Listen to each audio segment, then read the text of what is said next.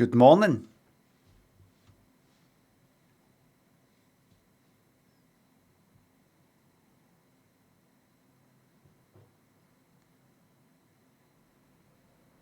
Good morning.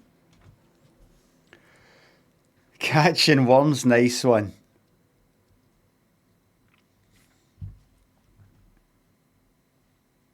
How are you today? Firstly, how are you doing? Firstly, how are you? What was it that, what's her name said on this morning? What was it?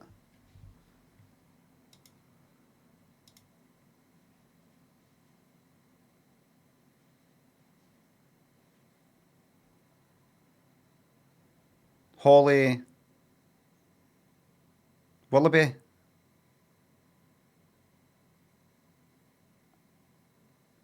Are you okay? No, she says there's another word or two. Does she not say firstly? Does she say firstly, are you okay? Oh my god. Firstly. Does she say firstly? I just don't know. It's a point in asking you. It's a point in asking you, Zen. Sorry, mate. Get on. No, I'm asking. Just asking. That's one for the blooper reel. Firstly, are you okay? Firstly, are you okay? Really clever. Very clever. Very clever. Govzilla, symbioticism, and the Bulldog thinks the subs. Any advice on how to handle a tricky work merger? Oh, like B Sky B type of thing. Know what deal you want before you even step in. Pontypine, Super Sausage Fish, Terrible Clint, Mr. Real, Frost, Blatt, One Tree Hill, thanks for subs. Downtown Manhattan says howdy, DD. Howdy. Thank you very much. Hello, everybody. I could probably move that a wee bit. Oh, just fucking shut up with the mic. No!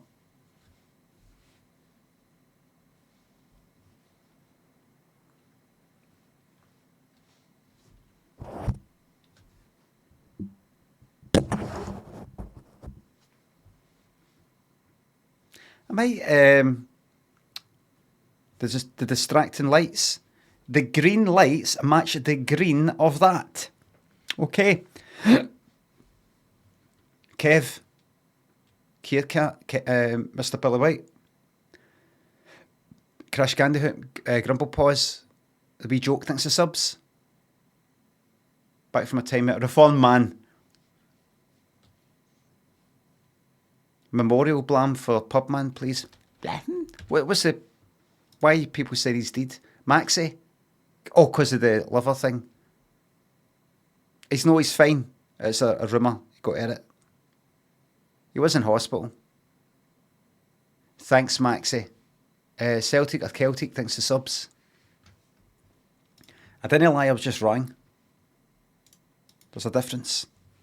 It's to do with intention. Yeah, dead. Morning, everybody. Oh, no, that's not right. Look, when I'm like that and the mic is there, it's...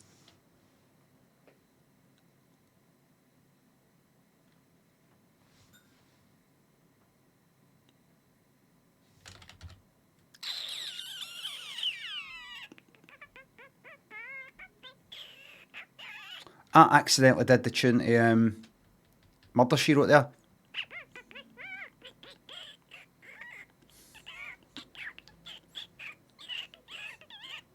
I went... If I do that, right, maybe make it a bit more like that, right? Right, make it a bit more like that, right? Right, marry an angle like that, right? Now, what you're trying to do is... Hello, everybody who's just came in and I'm fiddling with the mic.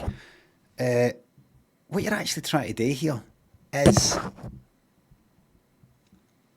You know, maybe you should just have it like that. You know, maybe you should. And maybe you should. No, maybe just have it like that. Maybe just to go back to what you had. Maybe just have that. Why not? Maybe just have it like that. Big mess.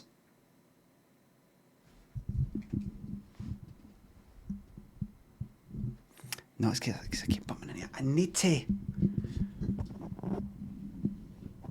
What about that? What about that there? You bring...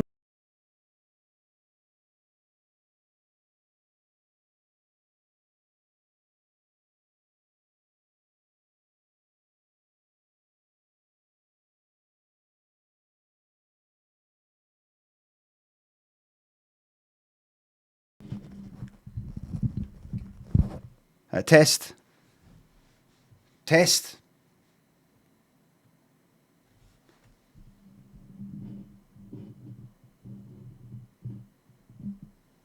No, you need a wee bit of wiggle room in that there. Bit of wiggle room. Wee cable. That's it. Just have a wee cable in. That's good. That's fine. How's that for everybody?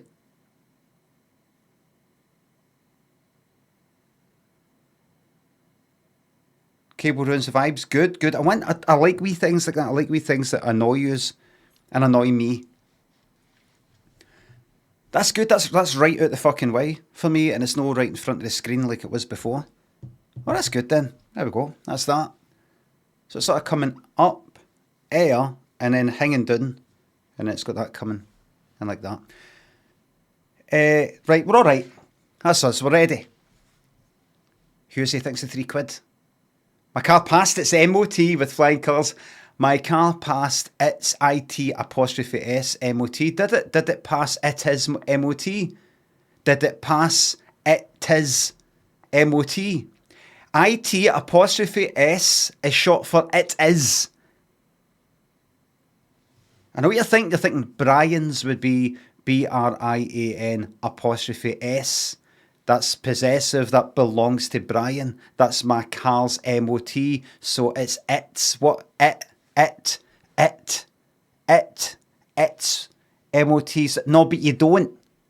IT''T is short for it is. I've said it before and I'll say it again. It is, if you're not sure, never use an apostrophe ever for anything.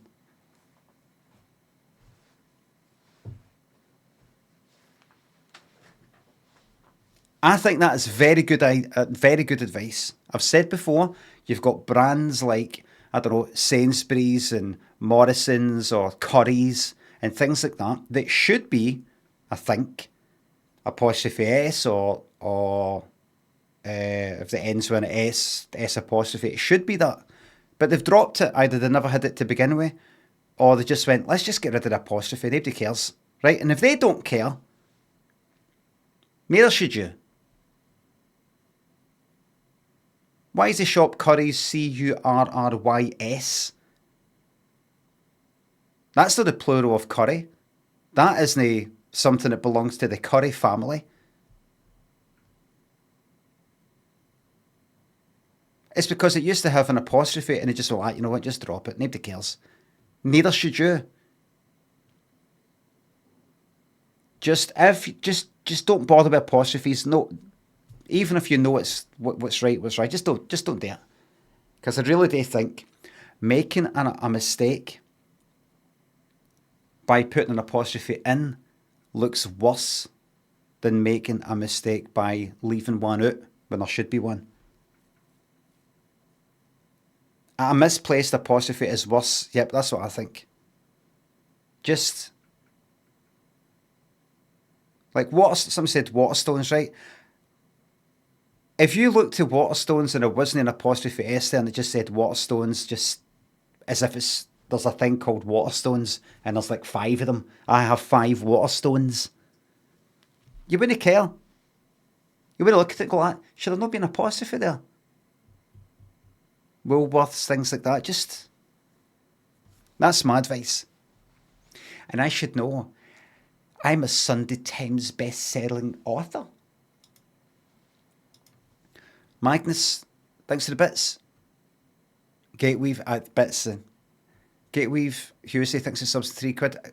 Congrats for the MOT, by the way.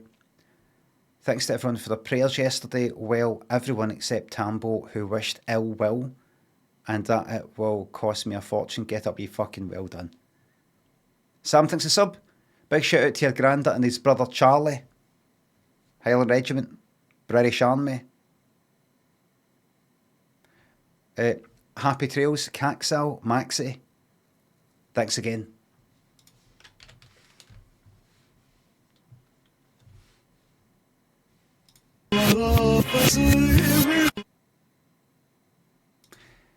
Ashes to ashes. Yes.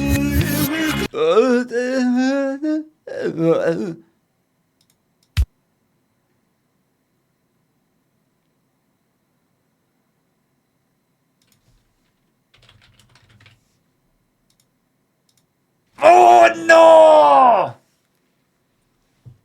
I wanted to get that with just that first fucking kick drum there. Or bass drum. I wanted to be dum.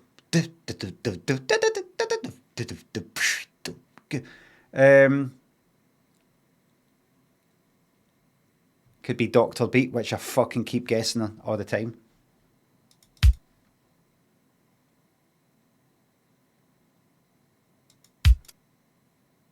I heard a hi-hat go t-t-t. Almost sounds like Automatic by Prince, but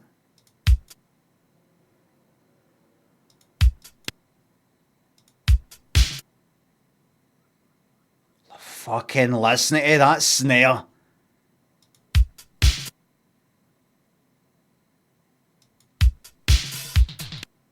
I don't think I know this.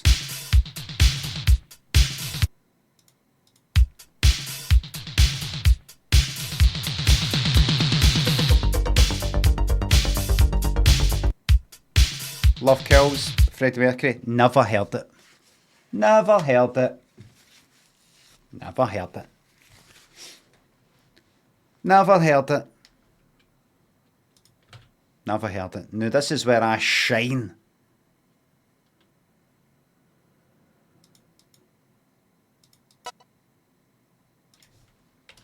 I Owe You Nothing by Bros.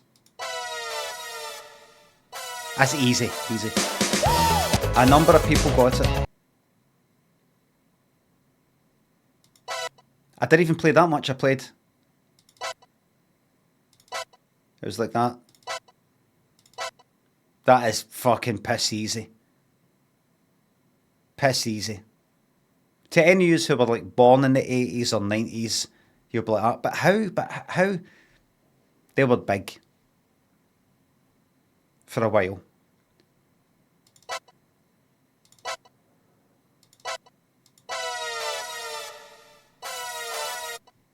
A parrot chick, thanks to sub. I was ready to say doctor a parrot chick, but you must be sick of fucking hearing that. Wig, thanks to sub. A Stephen Baldwin birthday greeting is my 42nd birthday tomorrow.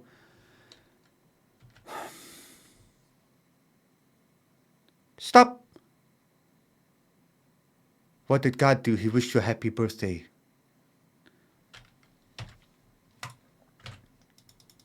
Never good, good, good.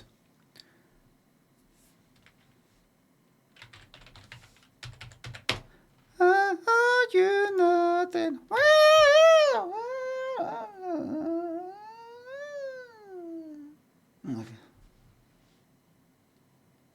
I went into the guitar. What did I go into there? I went into the fucking sax solo for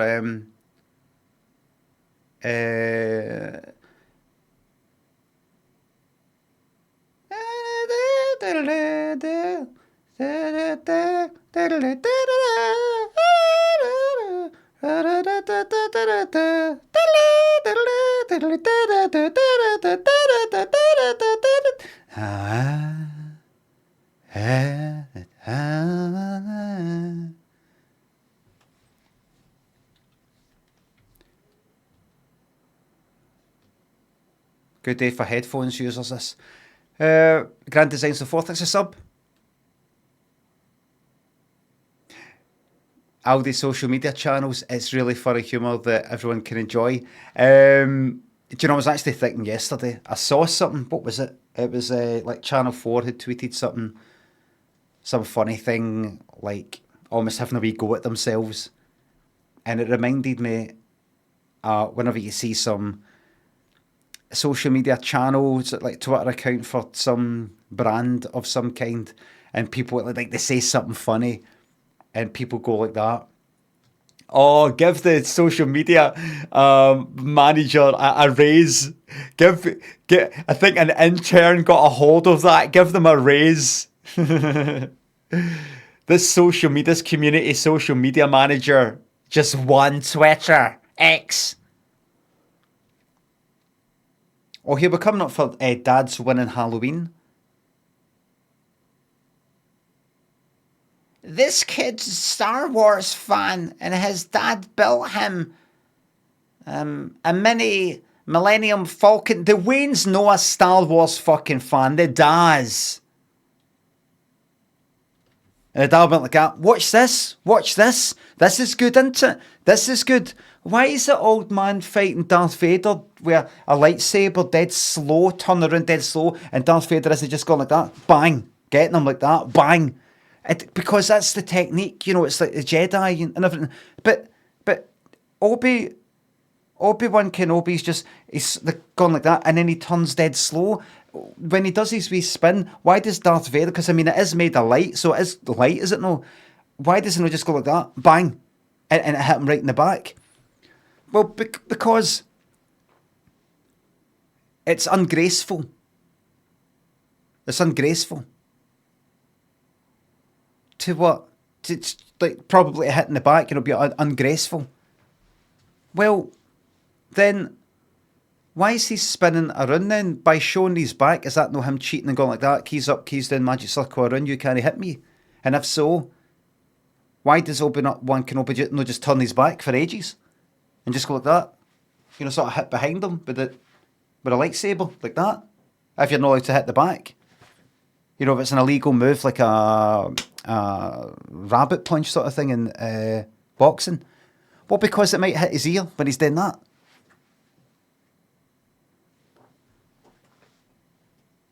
I don't like it. You do like it, and Halloween's coming up, and I'm going to build you a Millennium Falcon in the back garden, and everybody's going to see it, and they're going to like it. I don't like the Millennium Falcon, it's rubbish. I want the Death Star. Right, I'll build you a Death Star then. That might be actually easier.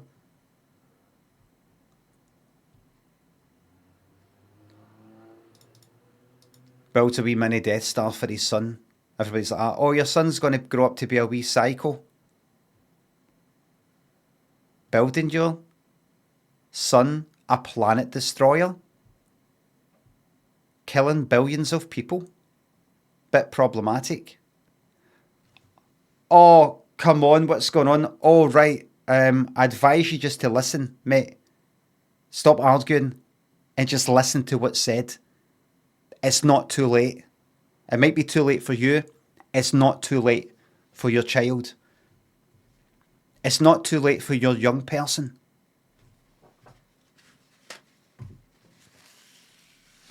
George thinks it's up. That. Aye, your son playing with the fascist killing machine. You do realise the Galactic Empire's like a authoritarian fascist dictatorship. Aye, but it's just a laugh. Just a laugh. Okay. A bit tone deaf, considering what's going on in the world right now. What's gone on in the world for the past, like, ever.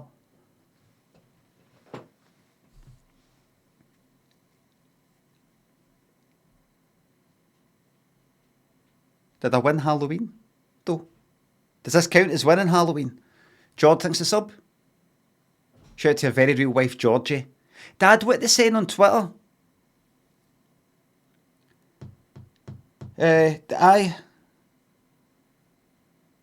It's not, whatever it is, you don't worry, it's not your fault, it's mine. What do you mean fault? Time. Adam thinks the subs. Without this stream, my working day would be so much worse. Don't ever stop, no stopping. No stop. I think I'll go till, what I've got planned is 20 years, next 20 years, up to 70. Just keep working, because this is work. Keep working away, earning income, earning a living, work till 70, and then retire and enjoy that money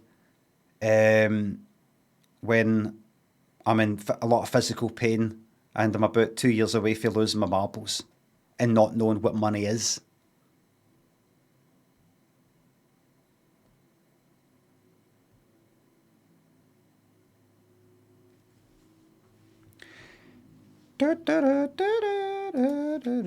Watch this. Balloon, bar, cake, fizz, pie, bubble, tire, coat, sling, smear, punch, line, floaty, sour, plaster, basketball. Right, now, basketball, bubble, balloon, and... Right. Right, drinks, bubble, punch, fizz.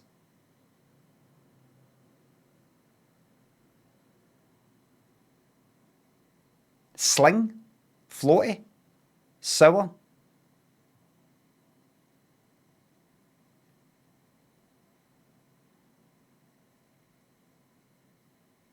Fizz, bubble, punch, you know, like, wait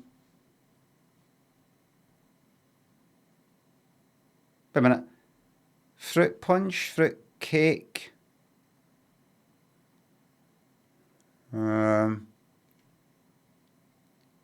know, I'm not going to take a guess. As fizz, bubble, floaty. You know, I've got a feeling this is going to be some American thing. I want to get one group of four that's a definite, just to narrow it down a bit. No guessing. Balloon, bubble, you know, like... It's got air in it. Balloon, bubble, tire, basketball, yes. Fuck off.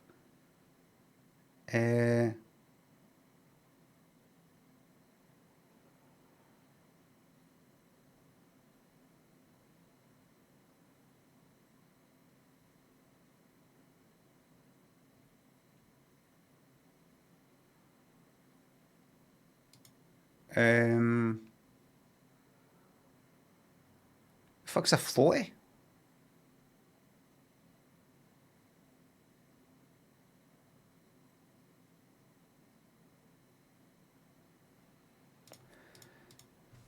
Plaster. Plaster cast. Cake. Pie. Fucking shite. Bars straight. Line.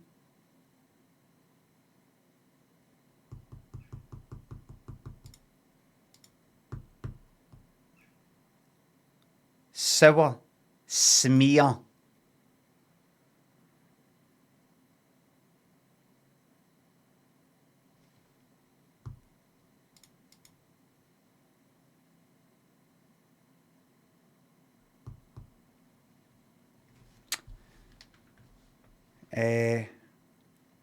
Balloon, bubble, basketball, floaty,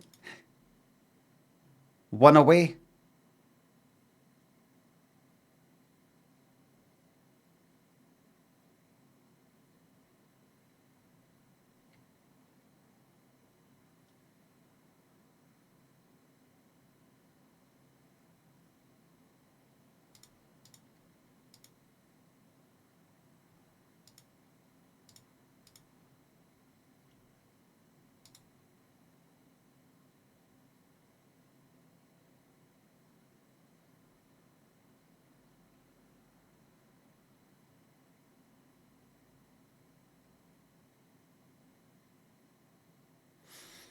Oh.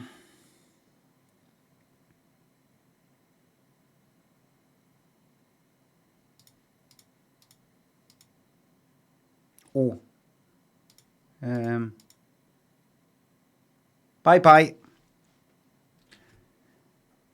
Oh, right. Covered with a thick layer. Cake. Aye, caked. Coat. Cake, coat, plaster, smear. I should have got that. Things like inflated, balloon, basketball, floaty. What the fuck is a floaty?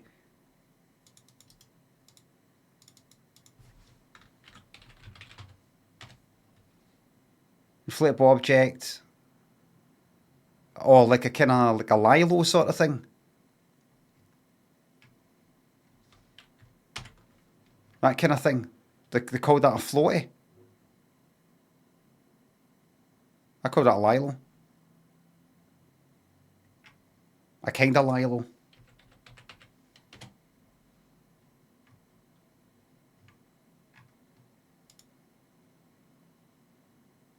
A plastic or rubber bed that is filled with air and used when camping or floating on water. Like a see all the things that are shaped in funny ways. A floaty. I suppose floaty's better. It's got to take a bit of getting used to though. Tire. American spelling of tire. Kinds of charts. Bar chart. I don't know about bubble chart. Line chart. Pie chart. Bastard. I should have got that. Sour. I was thinking booze, fizz, punch, sling. Singapore sling. Ah, well.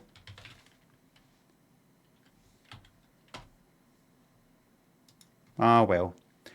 Malawi to Eritrea. Easy. Easy. So,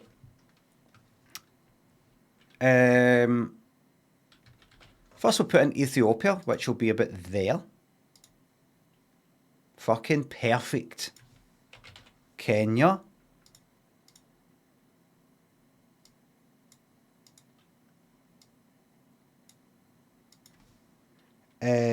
Zimbabwe. That's alright. It's alright.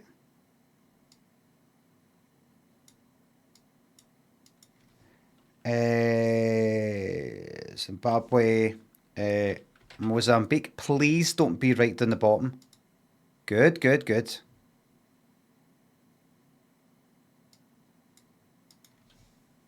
Tanzania. I think Tanzania is there. Now what's...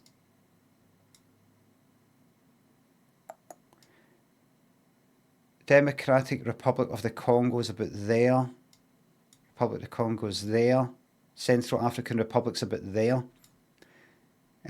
Ethiopia, Kenya, Mozambique, Zimbabwe, Malawi, Tanzania. I don't think this is right. Fucking yes!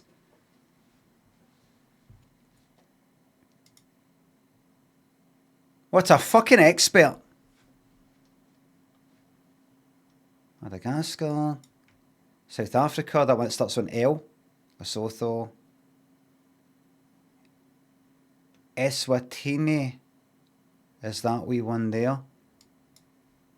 What's that there? That's Botswana. It's Namibia. What's that there? That's Botswana. Fucking yes. And what's that there then?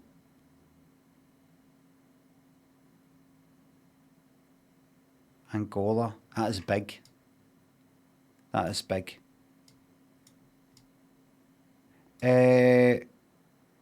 Democratic Republic of the Congo. Republic of the Congo. And that there? Gabon. And that wee one? Equatorial Guinea. Not to be confused with the other Guinea.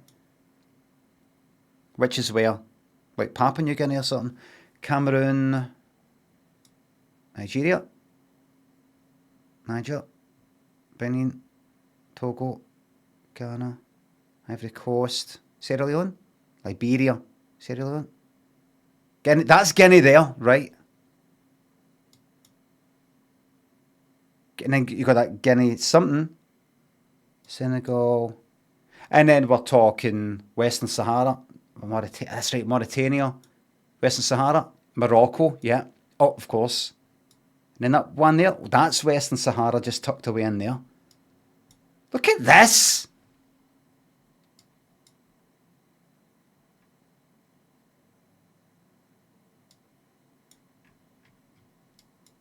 Look at this! That's Morocco. I'm not getting involved. That's Morocco. That's Mauritania. And then fucking here, Western Sahara, and then you got this tiny wee fucking, I don't know if you can see it, it's like 1 pixel.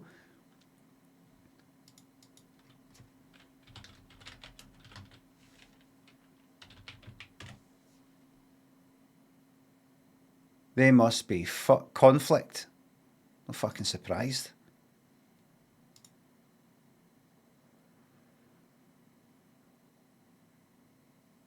Morocco, Mauritania.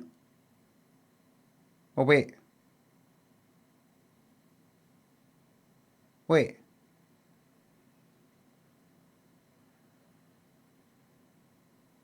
Is that this whole bit?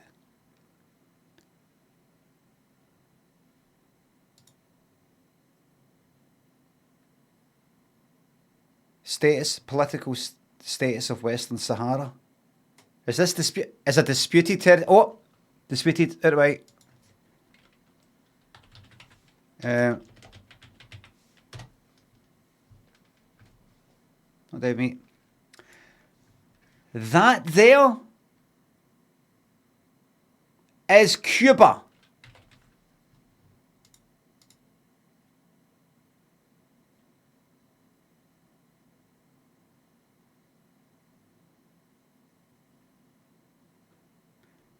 A wee bit out, it's 10,000 kilometres to the east. That there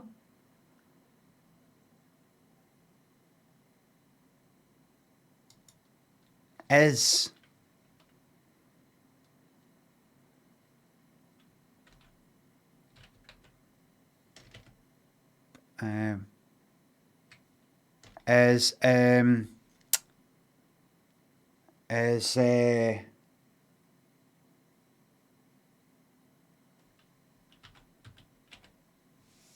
Brunei.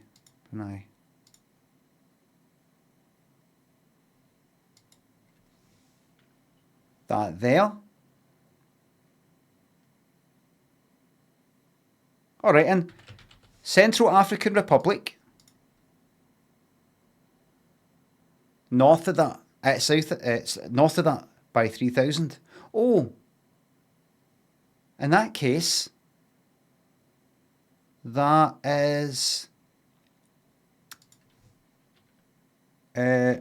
Monaco.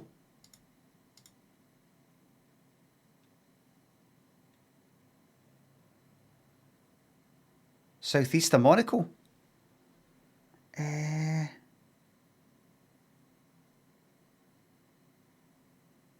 But north of that.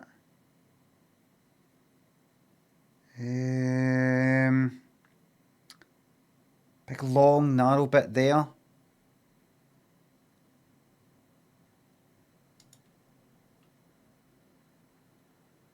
Monaco, south of France.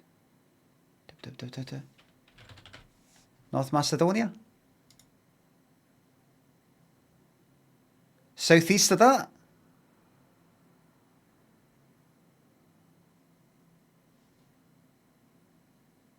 Is that Cyprus? Oh! I thought it fucking looked familiar.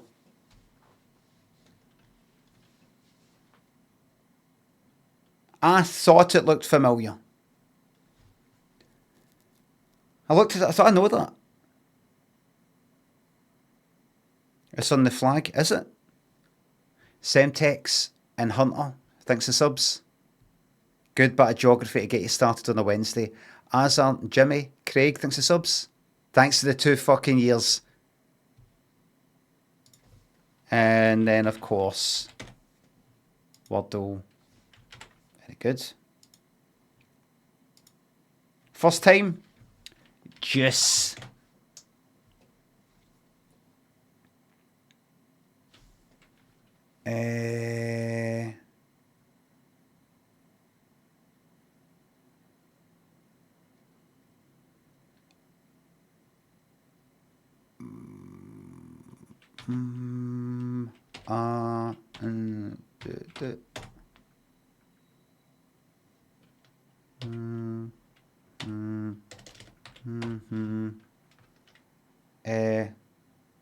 Mulch.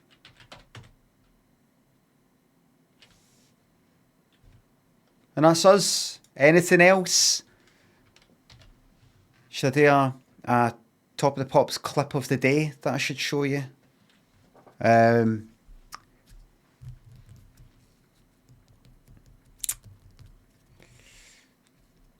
you guess a shite? There's a road. Oh, look, there's a sign. It's in Spanish. Right? Could be Spain, South America. Let's say, I know. Let's start with something for the. Let's get have something for the banter box. Oh, that automatically fucking came up there. So before I go and play this game,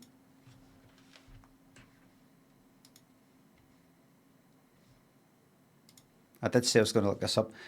Memorise cards technique.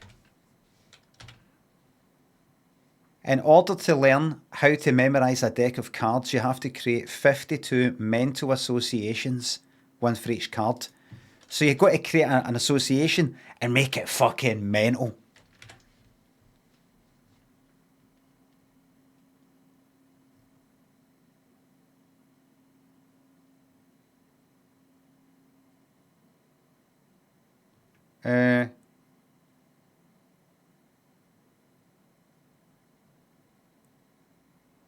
Oh, look, there you go. Look. To make recall, so a system called PAO, which stands for Person, Action, Object. That means for each card, you want to associate a person doing something with or to something else. For example, the Ace of Diamonds in my associations is Michael Jordan slam dunking a basketball.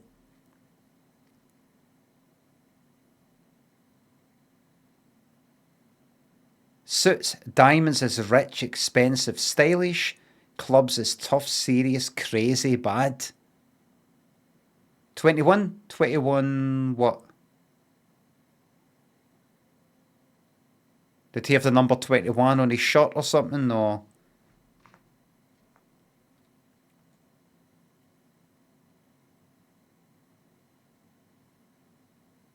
why did multiple people say 21?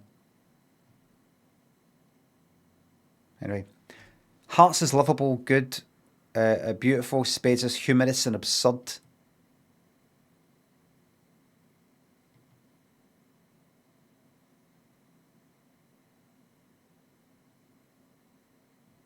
King, male half of a celebrity couple. Queen, female half of a celebrity couple. Joker, religious figure. 10, powerful female, powerful male, famous. They're just suggestions. So then you'd memorise it 3 at a time. For example, Ace of Diamonds, Jack of Spades, 3 of Spades becomes Michael Jordan praying to a suicide bomber.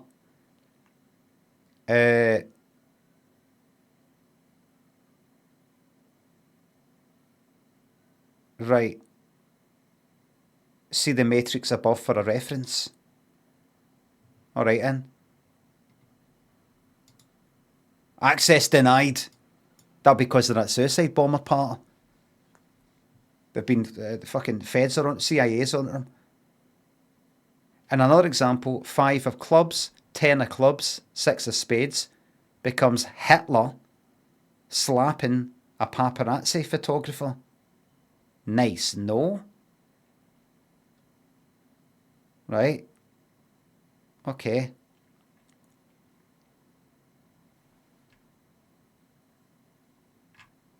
He did say to kind of exaggerate them to make them memorable.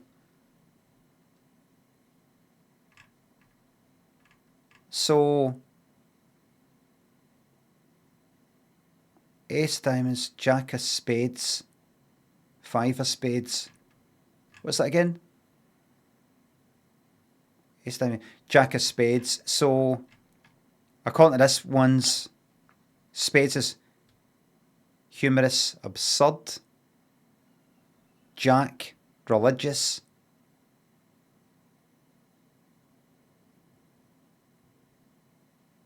Right.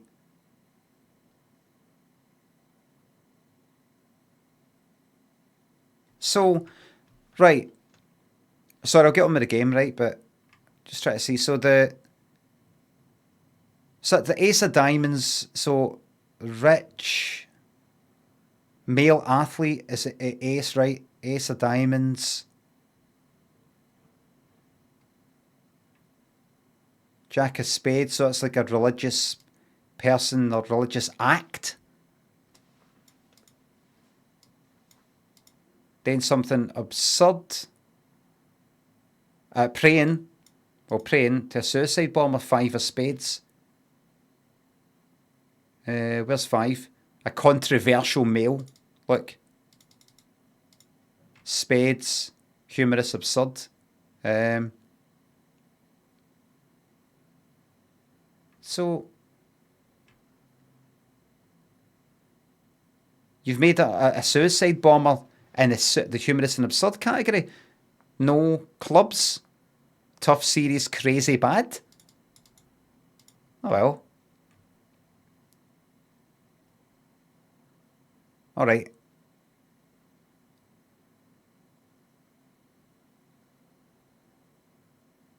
Right, and then five is controversial male. Right, Hitler. Bit controversial. Right, and then, so those locations will be used in place of images. So, ace of diamonds, jack of spades, five of clubs, and then five of clubs. What's that? Is that five of spades? And then five of clubs, 10 of clubs, six of spades, and then five of diamonds, nine of diamonds, eight of hearts. Translates to, I'm standing outside my door where I see Michael Jordan praying to a suicide bomber, astonished to open the front door, only to see Hitler slapping a paparazzi with all his might. Moving in the hallway, I see Stalin laughing like a madman over a drowning child in front of a dresser. Right. By using profound images, you can tell how vivid and unforgettable these images can be. Right. So, well, there you go. Use all that. Jesus fucking Christ. Well, by doing that, by using the techniques, you can go like that. I mean, right there, I can remember what happens. Opens the door. Stalin paparazzi. There goes out. Stalin laughing uncontrollably at a drowning child next to a dresser. See, I'm remembering all that. And that would be... And if I was to have that story in my mind, that would be, according to that person's technique. Hitler, what would that be?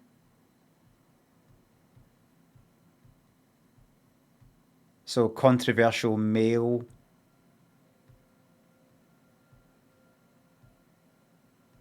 If that's a spaders, absurd. Controversial with five clubs. Bad, but I thought it'd be five of clubs. Slapping. I don't know what the done thing is. Was it person, action, object? I don't know. But that kind of thing. That. I wonder if I could do that. I'm trying to think of why Stalin slapped the child, but you're thinking about it. Now, remember that. I suppose that the only thing you've got to do next is somehow hope that that can get wiped for your fucking mind for the next time you do it.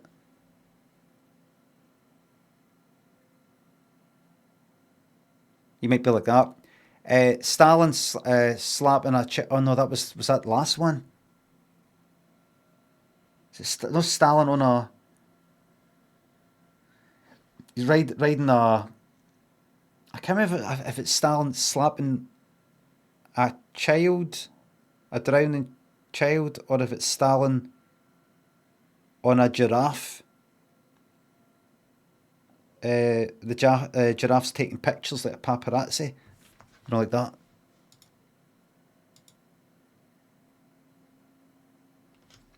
Danny Tobel thinks it's up. Sorry, Neville Songland, please. No, right now I can't be fucked if you don't mind. Can I be asked? Egg Renaissance thinks the sub. How did we watch this shite in the 90s? I didn't, I was out. I actually had a social life back then. Sean, Caesar thinks the subs. Thank you very much. Tom thinks the 40 quid. Tom thanks for the 40 quid. Here's your pocket money for the 8 months I've been watching you on the VODs and not subbing. Get yourself a wee pizza. Thank you very fucking much. Remember, don't give more of a reaction for the 40 quid if it's somebody just with like 3 quid. Because the people who've saved up all their pocket money to chuck us 3 quid are going to be like, well, fuck me then, eh?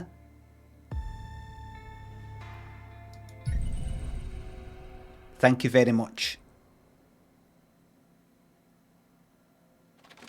And you've said that that's not for the Dreamies, that's straight for me. Straight into the bank. Chemical Nodmeister, thanks for subs. Happy bin day, done your bin? Yes, I have. Green one today for us? No for me. Stop trying to triangulate. Oh, wait to hear this. Answered the door yesterday. Husey thinks the 3 quid. The mini crossword the New York Times does is good. 3 minutes, 33 seconds. Grimity, Semtex thinks the subs. Hold on. Almost locked in.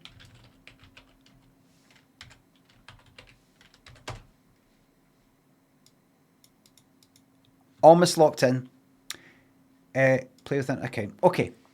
Top 10 exam, etc. One across. Top 10, etc. I mean, for example, top 10. Best, maybe. One down. Hawaiian island scene from the West Shore.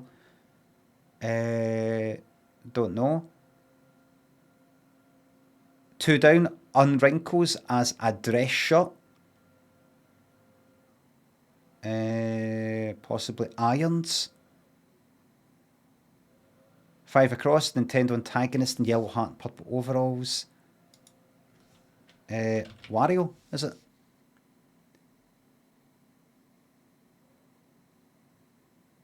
One end of a battery. 6 across. Is it Wario? One end of a battery. Well, it's got to be a vowel, probably. So, like Is that like not anodyne, but something like that. 10 in an Olympic swimming pool.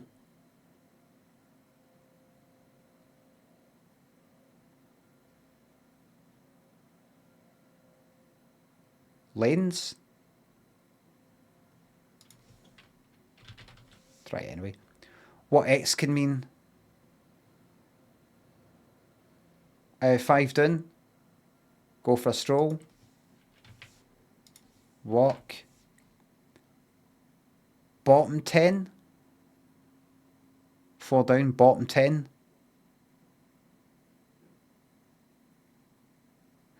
Decagon has 10. Sides 4 down. 1 down. Unwrinkles 2. Irons 8 across. Kiss probably N into it. Hawaiian Island. I don't know what that is. One across, top 10. List. 4 down, bottom 10. Have I done it? Oh, toes. Right.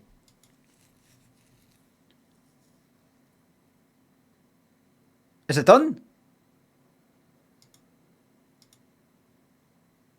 Fucked it. Sides, irons. Oh. Did I see that there? Didn't see that there. I pressed the wrong thing.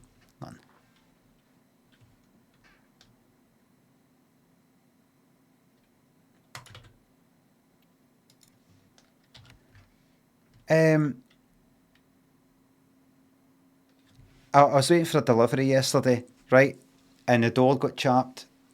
Answer, no, it's just because I looked at the walk was meant to be whatever the fuck it was anyway. I was waiting for a delivery yesterday. The door got chapped. Ran to the door. There's a guy standing there, like sort of young man, and I was like, ready to fucking take something. Didn't have it. And he went, was it English? And he went like that. Oh, hi, I'm and I saw he had a kind of, it was a charity sort of vest thing on. If anybody comes to the door, I'd never really get that a lot, but if anybody does come, I go, no, I've not really got the time, I'll look it up, type of thing. If I've got to get into charity, I'll just do some online thing at some point, rather than people come to the door and you don't know who they are and you don't know what they're talking about. You're not just going to fucking sign up for... put me down for that amount per fucking month and I'll just forget all about it. But within like a few seconds... No, Scrooge, just know how I get to charity. No with folk coming to the front door. And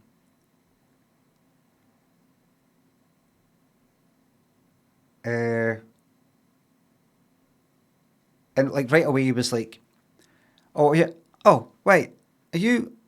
I don't know you like that. And I was like, oh, I maybe oh yeah, I seen you. I went, Limmy, maybe. Oh yeah, that's it. And oh, can't believe it and all that. Kind of like that. I went, all right. And he went like, I'm from this charity, and we're doing a interactive. The word interactive got mentioned, and he started talking, and I went, right, I'm sorry, can I interrupt you? I don't have the time. I'm sorry. I'm sorry. I'm very sorry. Because I kind of ran down for downstairs anyway. And he went, oh, no, that's fine. All right. Oh, thanks. Oh, I can't believe it. And that's it. And he went away. And that's it, right? And then I came up into this room, right? That faces the front doors down there. Heard him through the window, like that. Oh, yeah, I guess I just seen, yeah. Limmy. Yeah, no, I swear. I was like, wait a minute. Oh, it's, yeah. No, it's definitely, no, it's him, yeah. Oh, yeah, no, I was like, oh, wait a minute, I know you. And I'm hearing a whole fucking lot.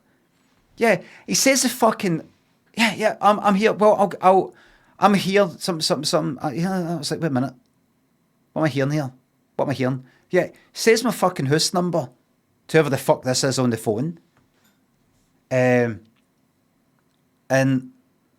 he's still yapping away, and he's sort of talking as if, yes, I'm here. I'll get you here. I'm like, because it's fucking happened before. By the way, it happened like a couple of years ago. Somebody came to the door. And they recognised, the kind of charity thing, went away. And then, like, another one came up, like, about half an hour later. I can't remember if they wanted a photo, or if they were smiling, or there was something, right?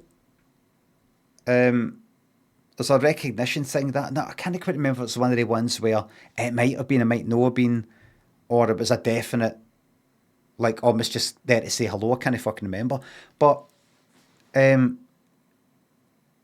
he stood out there on the phone chatting away to whoever it was for what felt like 3-4 fucking minutes.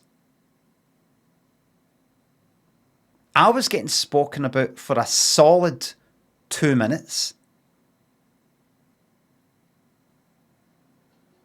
You know, like arranging almost for people to come round. Like right there, quite fucking loud. It wasn't just like I was at the front door and it was like that. And I could just sort of make it, you know, the window was open a wee bit, I could fucking hear it. Arranging. Like, this is where he fucking stays, come on round. It wasn't saying that. He wasn't saying, this is where he stays, come on round. But I heard my fucking address getting mentioned and I'll meet you, you know that, get you there, get you here, something like that getting mentioned. And he was there talking for quite a while, right? And I think that phone call ended. And then, because I was then a kind of quieter, less excited one. He was outside, not outside the front door, but, you know, kind of outside, you know, where the hedges and all the rest of the pavement for about 10 fucking minutes. Chatting away on the phone to somebody. And I'm thinking, if you've not got charity work today, I mean, not that it's any of my fucking concern, I don't fucking care, right? He's just doing some volunteer work or something. But to have somebody right outside your door hanging about after saying that they recognise you and telling somebody where you stay, and I'm thinking, what's going to happen? I'm like, you know, just sort of kicking about in my fucking comfies. If I just sort of like, if any then you ever have like an appointment of some kind, it could just be going to meet somebody for fucking lunch, or there's something you've got to do by a certain time, and your mind can't quite rest until the fucking thing is done. You've got to kind of wait. You're just sort of like, for fuck's sake. It depends what the thing is, right? It depends what it is. It could be a hard thing, or meeting somebody you don't really want to meet, or something. Now, I don't want some cunt coming at my door for any fucking reason. I especially don't want somebody coming to my door, you know, for, I don't know, hello, shaking my horn or a picture. It's my fucking house. I'm not out and about, kicking about, come up to me and say hello. It's my fucking house. I sleep here. And to think that's what you're hearing just outside your house, an arrangement. You don't know, is it going to be one person that turns up? Now, fortunately, nae cunt came later on, right after about 10, 15 minutes he went away. But I'm like, he's just kind of there outside my house, just sort of hanging about. He's maybe gone door to door to door, hello, and I'm for this charity, no, right, and fuck, I am for this charity, no, and he's just like, nah, well, let's postpone that. I've got somebody to meet who's coming along, and I can say, right, he's in there. And I'm thinking, I've got these scenarios going through my mind, but at the end of the day, it's not like I'm going to get doorstepped and shot. But I'm just like, I don't want this to happen. And unlike other things where you can just go like that, no. Hi, would you like, do you want,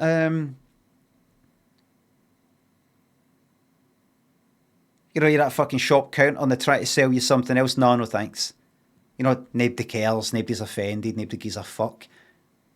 You know, if there's a thing that you don't want or don't want to happen, you go, no, no thanks. And that's it. That's something, I'm like, am I allowed to go like that? No. Somebody's to come to the door and it was like, I don't know, hi, oh, my colleague said that you stayed here and just wondering, oh, I'm a big fan, can I get a picture? And I'm like, That didn't happen, by the way, but I'm thinking that could happen. That's what it sounds like was going to happen. Would I be a dick if I said no? In my front fucking door?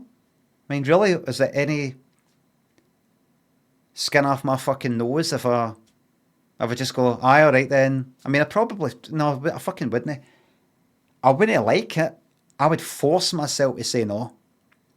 I'd force myself to say no in a very polite way. Because somebody telling you, somebody getting told where you stay for somebody else, and then I go round and champ the door. You know, I know it didn't happen, but I'm like, I wonder I'm going to come round pretending to be collecting for charity, knowing that I'm there, and that's the real reason why they're coming round, and they're going to go like that. Hi, I'm from the charity. Oh, I recognise you. Let me. Oh man, can't believe that. Hey, can I get a picture? You know, I'd have to go like that. No. I mean, it's that I don't have the option of saying no, or I have to force myself to go like that. No, I don't like that. I don't like anybody come to the door for that kind of reason. If I'm out and about, aye, but why don't you come out and about? Why don't you? How far away would you have to be for it to be okay to approach you? It's not really like that. I mean, it's arranged here at my doorstep. Just sort of like, right, so if I just sort of hang about for the next couple of days and wait until you leave, go for a walk, aye, that's fine. And I wouldn't want to get all, what do you call it? Litigiously illegal and go like that. I'm sorry, I don't mean to be a dick here, but I don't think you're allowed to do that. I mean, you can't just be saying to surely people you're pal with, even other colleagues, or, you know, this person of interest of some kind stays at this address, go round, type of thing. So, if I was doing a fucking charity thing, it'd be happening. Aye, that's my address. Aye, there's my fucking phone number. Aye, there's my fucking bank details. Fuck off.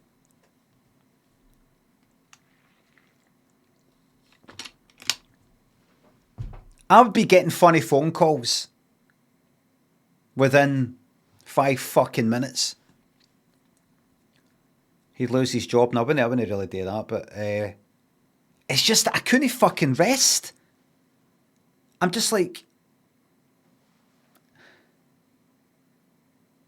can I watch the telly? Can I just sit in the living room and watch the telly? I'm just waiting. I don't answer the phone anyway. Not that would make much of a difference, but I'd be like, when's this coming? 15 minutes? Half an hour? 2 hours, champ the door. Oh, look, it's charity person. Oh, hi there, yes. Oh, Limmy, I know. What are the chances?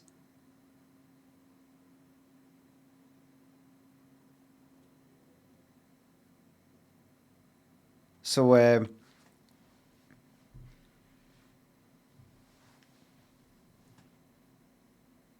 right, it's like, it was pure audible hearing, like, saying the address, arranging to meet. Fortunately, but he did leave about 15 minutes fucking later, and it started pissing down. But, no soliciting. It doesn't really happen anyway. I always say no anyway. I don't like that kind of thing. I know why they do it. I get why they do it. I can understand it. But it's a kind of on the spot, at your door, techniques to be persuasive. I don't like it. I would rather advert, something on the telly, poster, told about it in social media. You go, all right. You hear about something. You go to something, registered charity, and you do it that way. But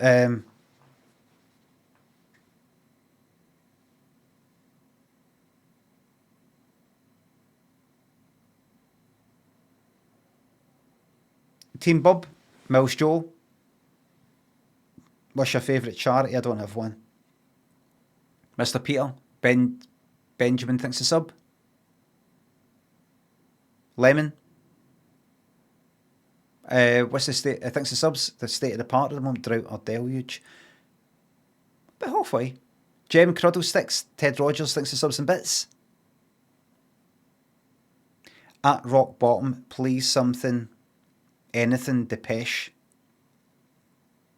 Lennox and Blue Toffee thinks the subs. Do you think you'll have another work type project after streaming? Is this it? I think this is it. I think this is it.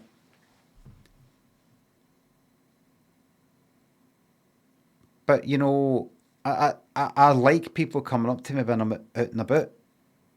I said it before. I like it. I don't just tolerate it. I like it. I like people, believe it or not. I like people who like my stuff or are happy to see me in some sort of way. That makes me happy. Front fucking door though? No. No. Absolutely no way.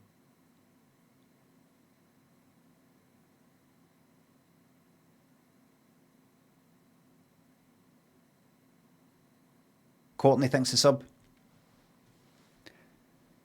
Get a video doorbell. No, just keep things normal. I'm not going to start going down any kind of mad hermit fucking route.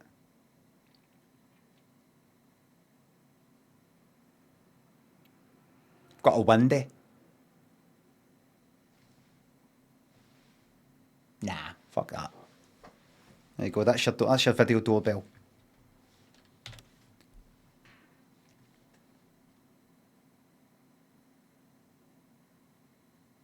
Mr. Mojo thinks a sub. If a penny of this goes to ScotRail, I will demand my money back from Bezos. It will nae.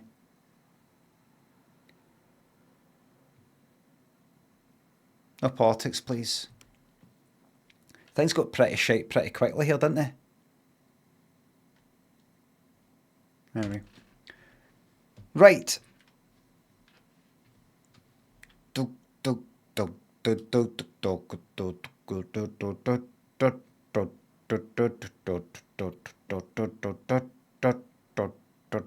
All right. Are we ready? We're ready to lock in? Palette cleanser. Aye, wee palette cleanser between that and this. Let me see.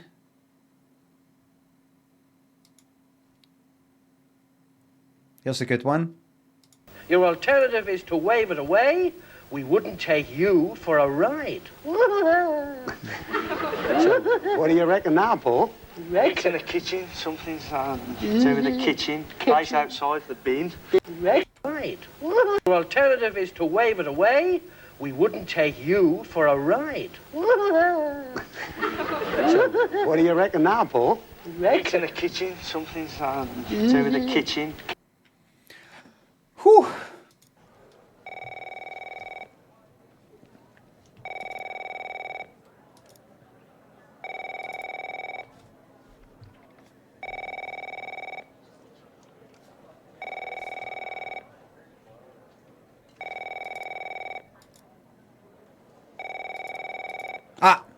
See ya.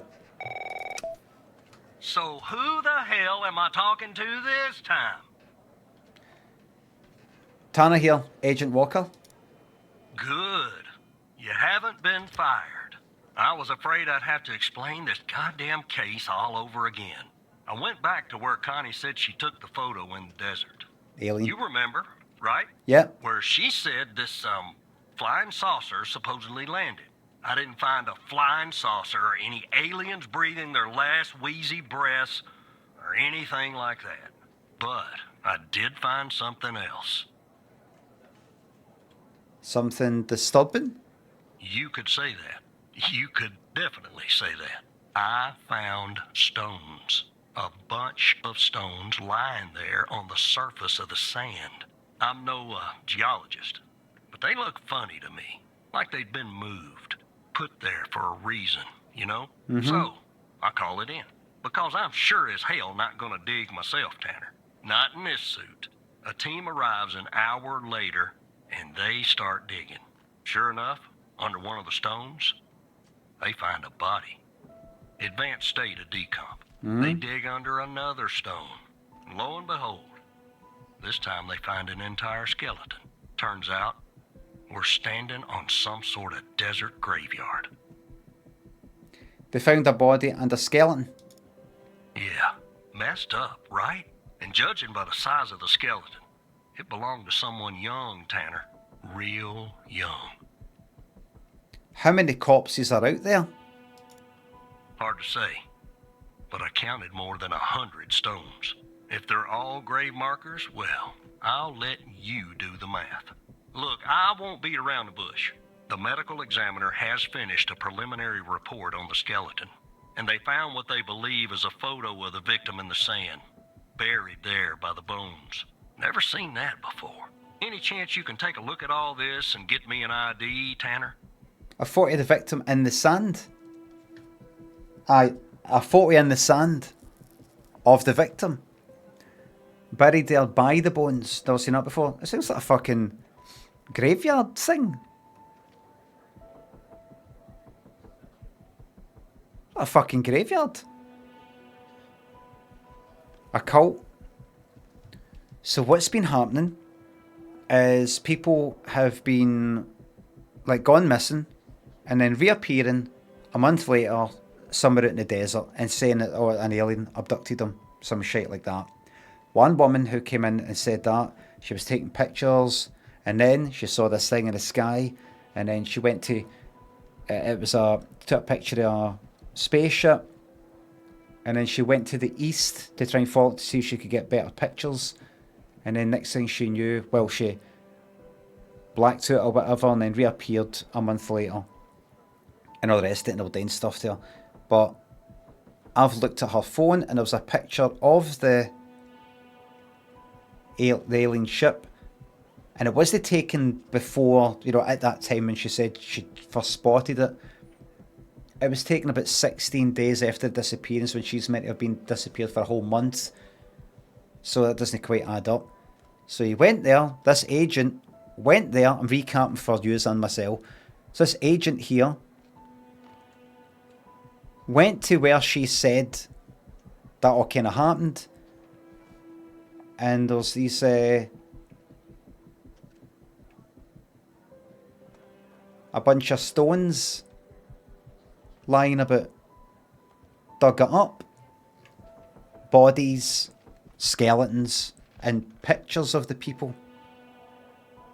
Sounds like some grave thing to me. Any chance you could look at all this and get me an idea? Absolutely. Let me send you the files. Let's get this. Well, it's taken a while. Hard to access the satellite out here in Roswell. Dryfield. Okay. Looks Okay. like it went through. About goddamn time. Okie dokie, graveyard. So, what we got here? Body 1.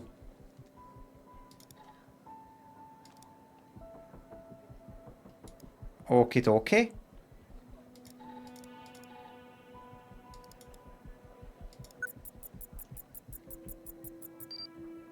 A message on the back of the picture.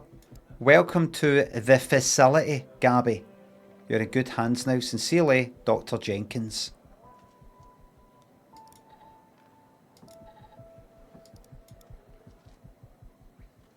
Gabby, Dr. Jenkins.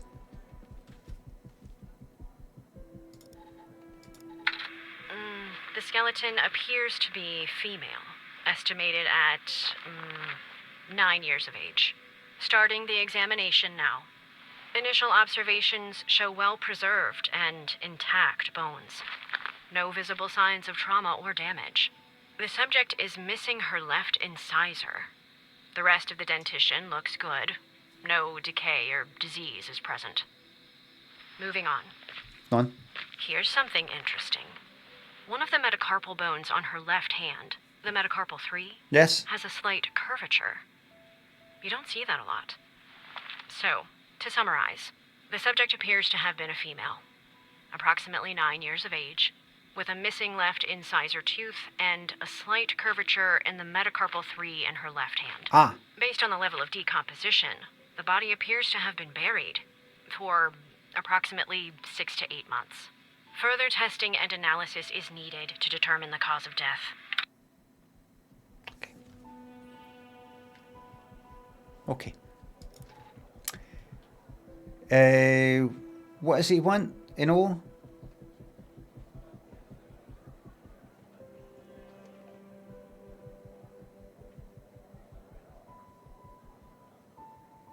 Victim in the sand. All right. All right. So that's Gabby.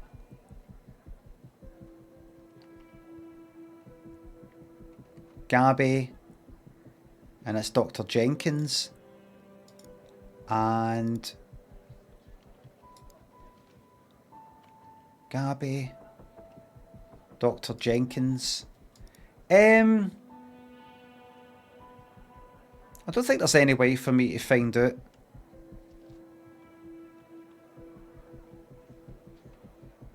The ID for that. I mean, what I could do. This requires, right? Like, see if I go to like maybe hold on, what's most wanted? Let me just look at this anyway. Fred Boulder, Hal the hacker, Snorish. See the bar thing and in the list. Gabby Bruce, right? Gabe Rose and Gabby Mills.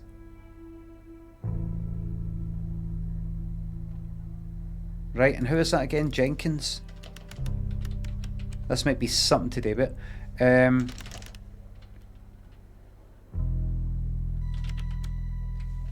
Gabby Bruce, right? Who is Gabby Bruce? Let's see if we're looking at a 9-year-old or whatever. Age 9.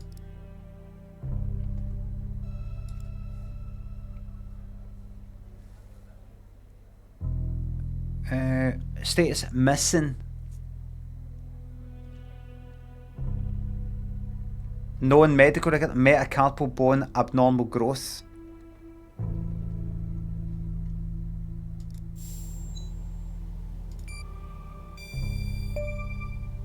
I did it, yay! How did you find this, Tanner? Her name's on a list, another case, like Connie. Who's Connie win?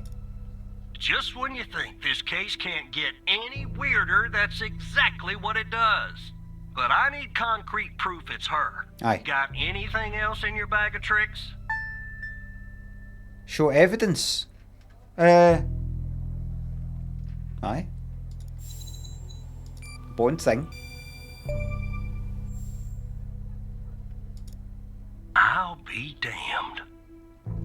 9 years old, Tanner. Breaks your goddamn heart.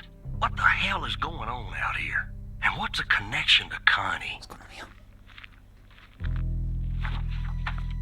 Okay, the examiner has just finished processing the second body I was telling you about. Aye. The one in the advanced state of decay. Yeah. Let's see here. Adult male, early 60s. Ah, they got an ID on him. Correct. Quentin Spence. Want to see if that name is on your magical list too? Who's Connie again? Who's Connie? Who's Connie win? Drake. Thanks to sub. What one's Connie again?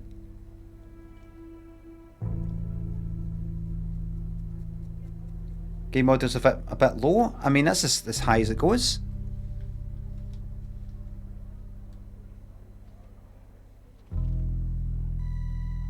Oh, she was the one that got abducted, right, and then returned. Aye, right.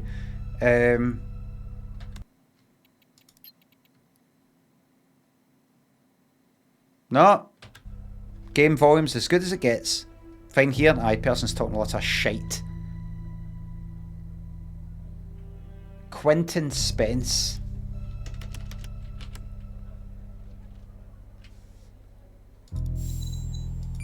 There he is. It's a list of people. So there's definitely a link. I see some of the names have been crossed out. Can you figure out what that business means? What do you mean some of the names have been crossed out? Can you not fucking look at it? If you can see that some of the names have been crossed out, can you figure out what that business means? What does crossed out mean?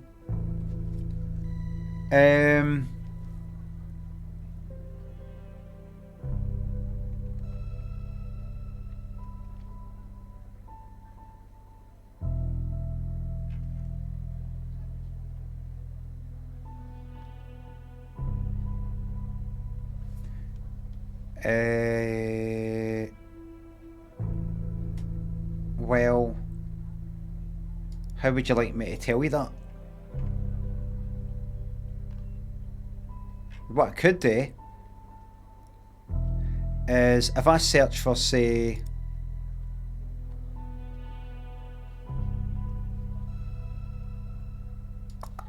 do that, and then I go IMDb. It's probably Caden Thomas first on the list. If I say it's missing, and if I get Gunnar Fulton, who's there, that says missing, and if I then now do somebody who isn't crossed out but it's just circled, like Toby Hood there, alive, and Logan Gates, who's there, alive. Right, so I think if I just look up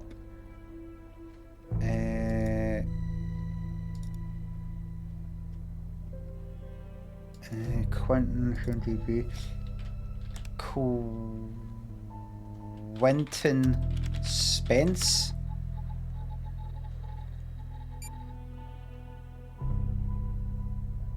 Right, and then just select missing. Crossed out means the person is missing. Looks to be about 100 names like that. That number matches the stones. God damn. And if I was a gambling man, I'd say the circled persons are still alive. Like our Connie. There's something else about Spence, Tanner. What's that? They found him buried in a lab coat. With some, you're never gonna guess. Floppy disk sewn into one of the pockets. Remember what I said about this case getting weirder and weirder? I'm sending everything your way. I'll be able to blitz this. No bother. There you go. Funny The floppies. second disk password protected. Open that second floppy disk and give me an address tied to Spence. Something I can look into. I'm getting a little restless with you doing all the work. The operator program. Oh. Alright.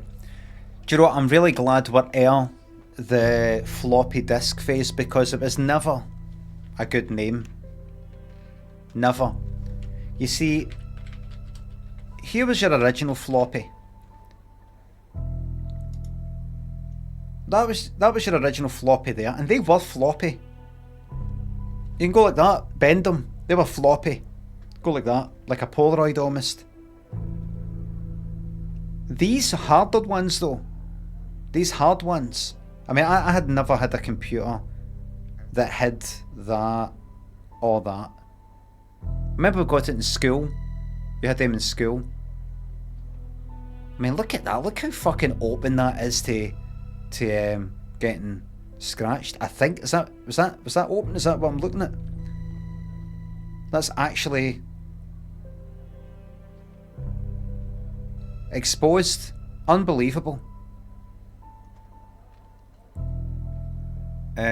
But that's the ones that I used. Them there. They were the main ones, the ones on the right. That's what you got your games on, software, and all the rest of it. That's actually hard. The thing inside's floppy. That there. But that's hard. Yet you still call them floppies. More accurately, just come, as it says down the bottom left, 3.5 inch. You just call them a floppy. And it didn't feel right to call them floppies when they're hard. And so I'm glad we don't use them anymore because we've not got that daft fucking mix up. I just got that a disc. Why do you not just call it a hard disk? Because then you're talking about the fucking hard disk drive that's in the computer. A mess.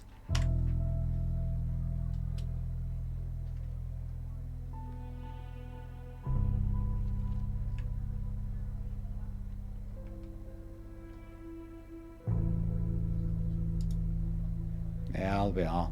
The old days. Your CDR, your burnable CD. Never had any of that shite. Jet Set Willy 2, there's your cassette there. Alright, right, so open it, right, alright in. Escape. A cancel, right click, it says down the bottom, right.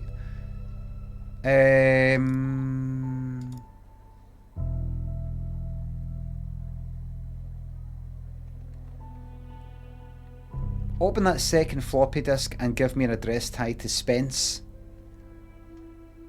Is it in the folder? It is, right. R&D 1, Dr. Spence. R&D 2, Dr. Spence, and then it's got FMP 1138. It's got a wee key.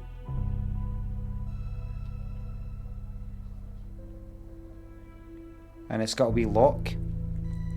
And it's got line, square brackets, line, twice, res 2.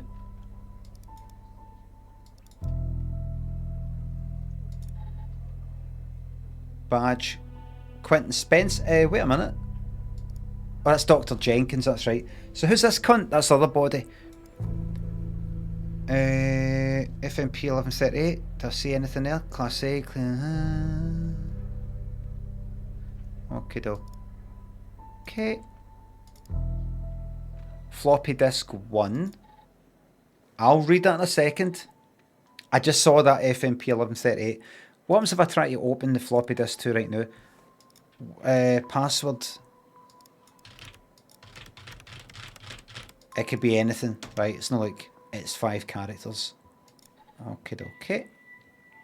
That's fine.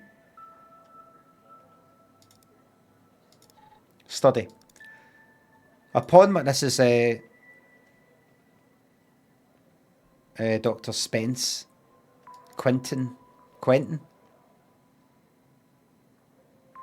Spence. Upon my arrival at the biome facility, I was warmly greeted by Dr. Jenkins himself. How fortunate I am to work with such a passionate and talented scientist, even if in a subsidiary role. I'd experimenting on people. During our meeting, Dr. Jenkins explained that I would be heading up a trial involving FMP 1138,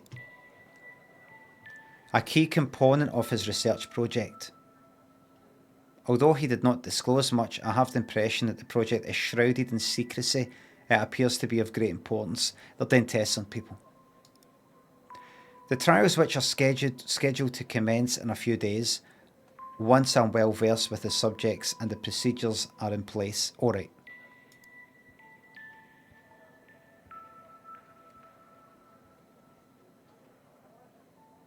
What? The trials, which are scheduled to commence in a few days, once I am well versed with the subjects and the procedures are in place. Oh.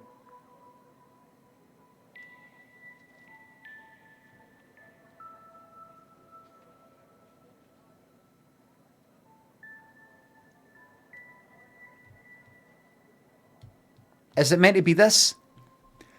The trials which are scheduled to commence in a few days, comma, once I am well versed with the subjects and the procedures, comma, are in place.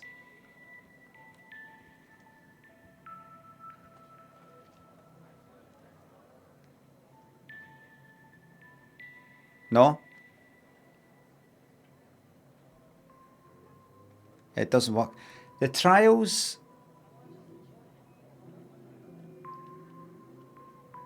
Alright, so if you take out which, the trials are scheduled to commence in a few days. Once I am well versed with the subjects and the procedures are in place. Oh, once I'm well versed with the subjects, comma, and the procedures are in place. That kind of thing, something like that.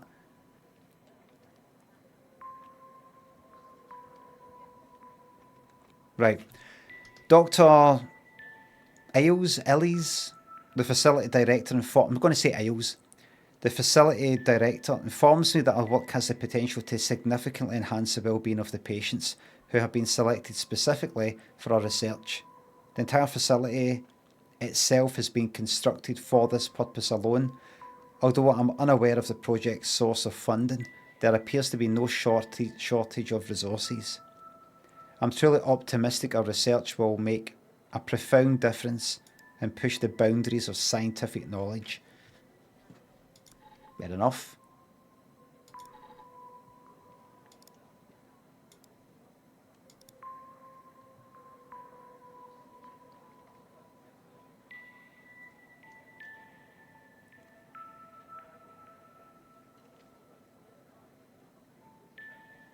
Fucking what?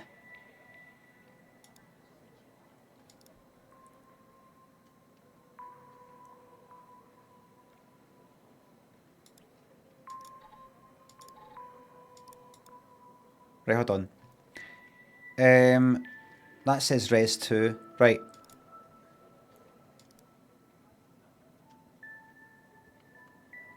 Alright, I'll read that. I'll read it in order, right? The AMPA receptor is a crucial component of the synaptic transmission plus I'm not meant to be able to read this, surely. Immediate fast synaptic transmission can derive standard plus biology strength synaptic neurons. Right. Some sort of brain experiment. Alzheimer's, depression, schizophrenia, synapses, shit like that. Treatment of these disorders. FMP 1138 is a novel selective thingy receptor thingy. Right, some sort of fucking drug test might help with Alzheimer's, depression, schizophrenia.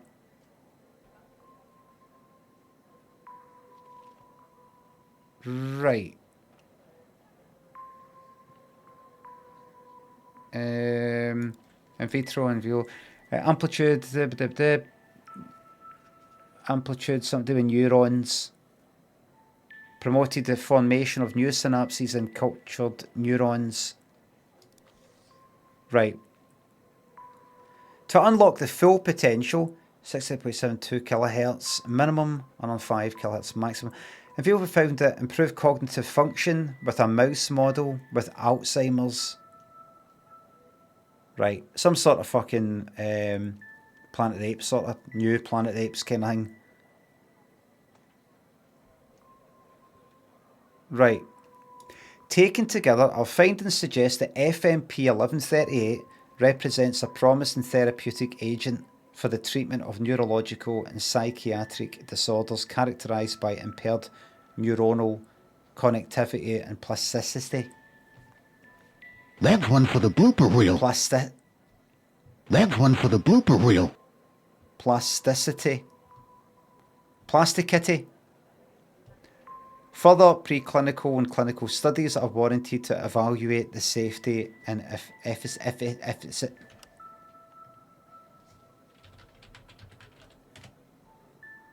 Efficacy. Really?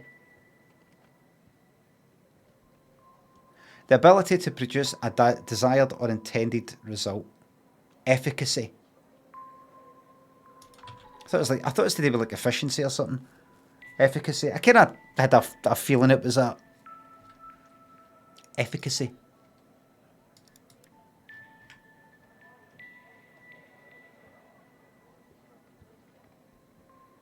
Okie dokie. Right, drug trials. Brain stuff. Rake, thanks again. Oh, that's for 25 minutes ago. There's been nothing since. Okay. So it's just, I think another week of the stream, and I think we'll just leave it there. Get back to the old series for a Limmy show. Oh, I don't like seeing him like that. He looks old as fuck now. Where's his hair? Well, I mean, he is 50. I think you should just move here and let, new people get on the telly. Nobody's making sketch shows anymore. Nobody likes them.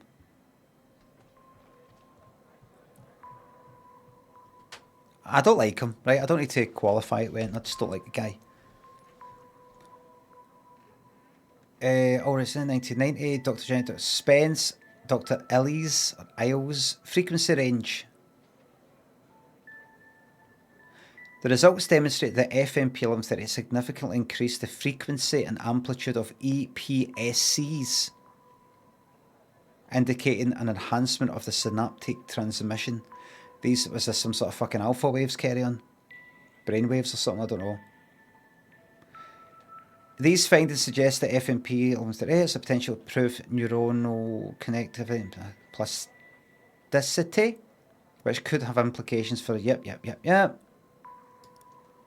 Res 1 and Res 2. That says Res 2, that disc.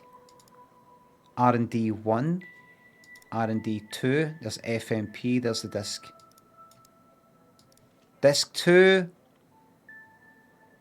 is locked, remember. Okay. The graph displays the results of a study investigating the effects of FMP 1138 on a synaptic connectivity in vitro. The study aimed to explore whether that could enhance synaptic transmission, promote the formation of new synapses. The graph shows the mean frequency and amplitude of excitatory.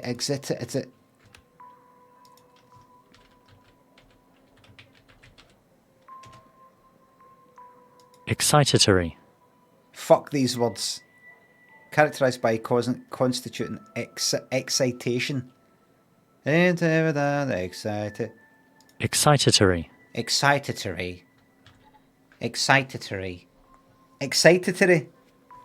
I've never used that word. Excitatory. A lot of reading in this. Hell, a lot of reading. The currents. Oh, there we go. Excitatory postsynaptic currents, EPSCs, in cultured neurons under controlled conditions and after treatment with FMP 1138. The results. Why is that happening? Demonstrate this significant increase in enhancements. Right. They're quite happy with the results of this drug in terms of this fucking frequency thing happens in the brain or something like that. No, unlike Dr. Isles, in this result paper, I will use the little Indian standard. Isles use Indian wee lock thing. That. 29 goes up to before FMP 1138. After it. So what's going to happen with the end of this is you're going to see these drug tests, and I'm somebody that's been tested on, and I'm going to get up from my computer, look in the mirror, and I'm going to be like a brain. There's a brain coming at my eye, big fucking thing like hanging down like that. And I can float. I can do that. And float about.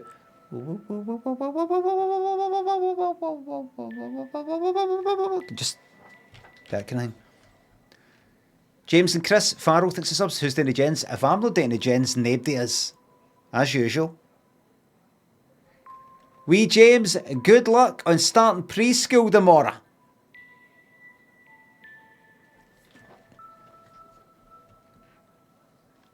Right. Right.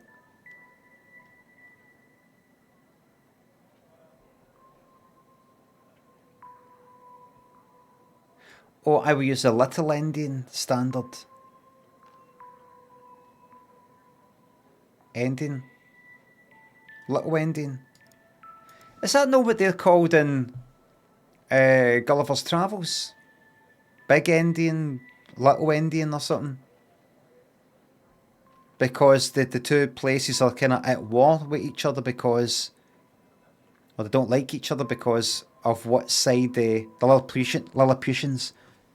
Because of what side they open they crack an egg open it.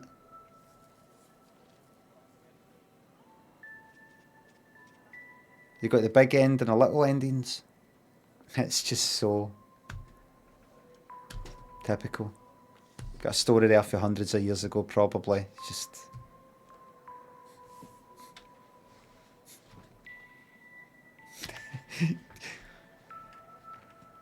right, right. So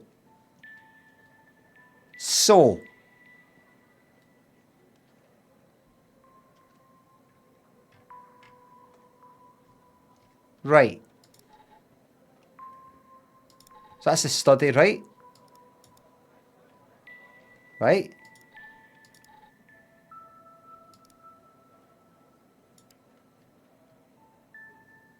Right, that's about that, right?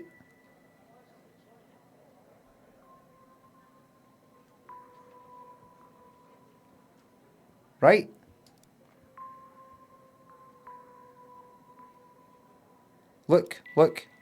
Look at that, right? Look how that looks like that, right? Doesn't necessarily mean that's what the password is.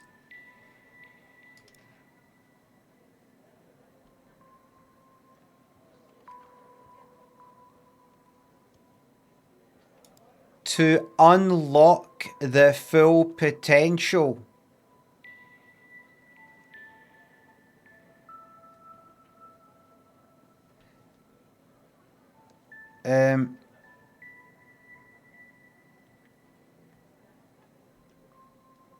Right?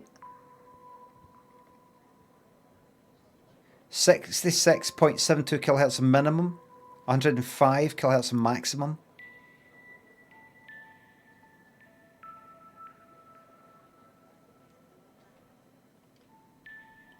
I could just type that in. I could just quite simply type those numbers in and just see what happens, right?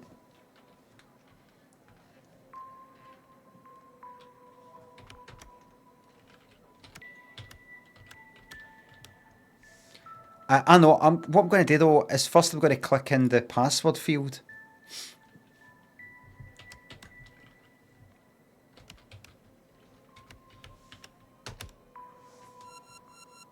Oh. I've used up one guess. Right, ignore. Do you see how it's got the wee key thing down there? Right, and that's got a wee key symbol. To unlock, look, unlock, key, padlock.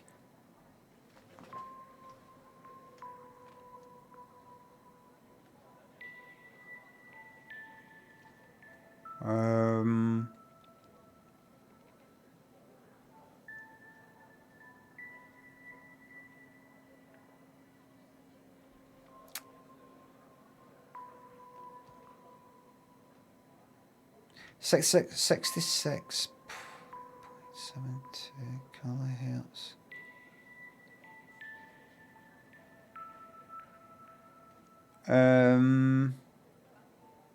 Could that be? Is this something that's sort of big end, the little end? What's that other thing?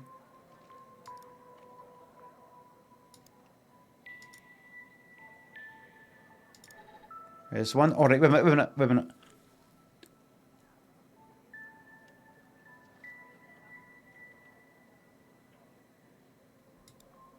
Can I do this? Can I do this? Have I got the brain to do it? There's a wee key. There's a wee lock.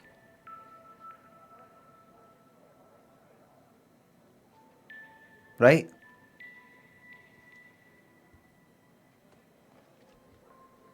There's a wee key and there's a wee lock. And there's that kind of thing, like synapse sort of thing. Does that even matter? Does that matter? Why is there 2 lines? It doesn't. Surely it doesn't mean fill something in the top line, fill something in the bottom line. See the thing that's in the squared brackets. Use that. It can't be that. When it be that? Is it minimum, maximum? To unlock the full potential? Is that a wee kind of hint that?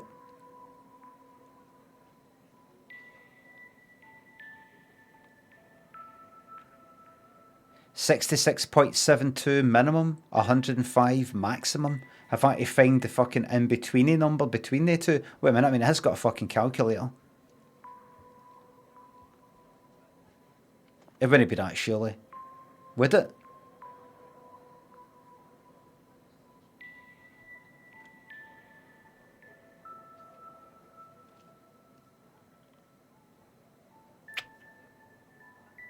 It wouldn't be. It wouldn't be. Would it? And then... Right, that's a synapse thing. Key. The key symbol. Frequency range 500 Hertz. Kilohertz thing 99 kilohertz.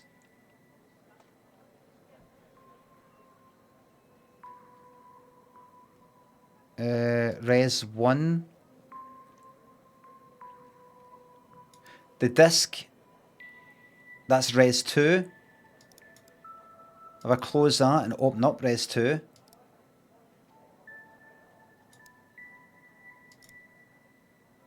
there's that symbol. The wee lock thing.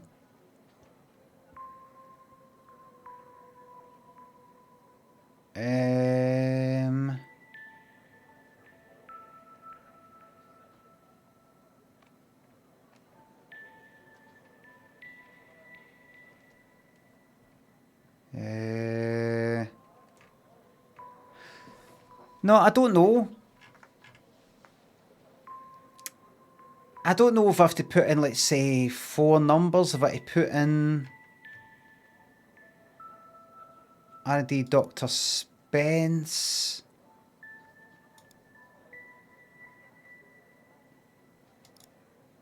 This key thing.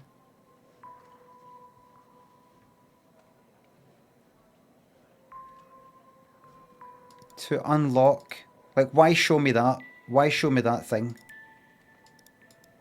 Why show me that lock there? Isles use that. Dr. Spence.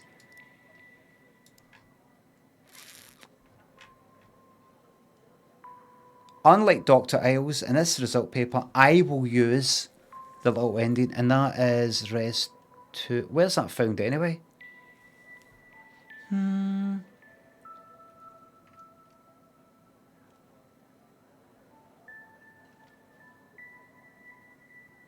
29. 87.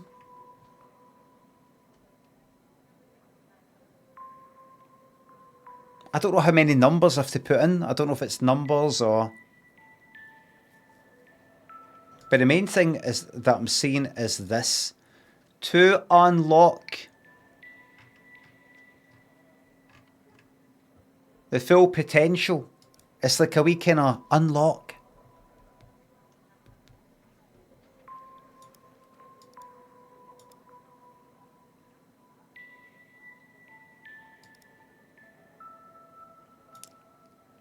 Right, you know what I'm going to do?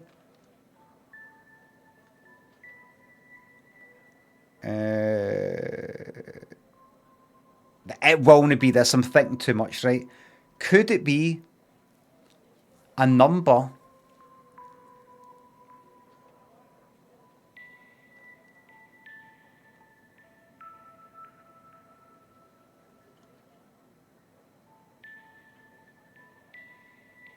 Could it be the number that is between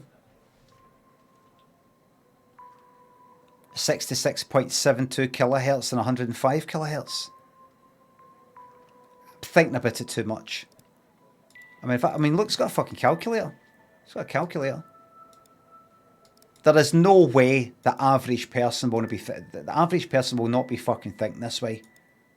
No chance.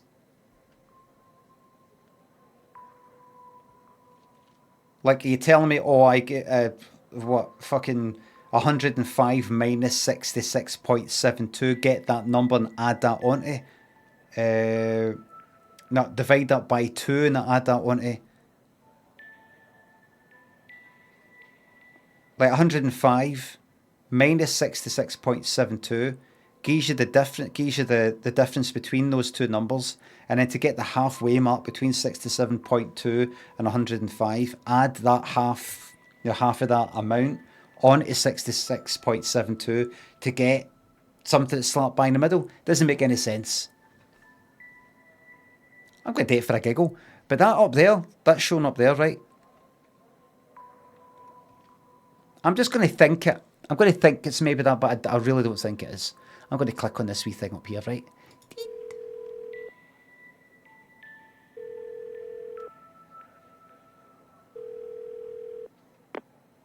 The symbols and file names written on the second floppy disk look to be there for a reason, Aye. Tanner. Uh-huh. I suggest checking those two files for clues about the password. Yeah. Focusing on the symbols. Aye. Maybe keep those two files open and see if you can do something with them. Aye. I was doing that. Aye. I was doing that. Yeah.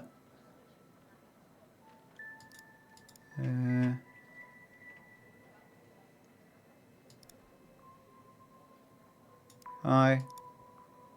Aye, that's me got them open now. Yeah.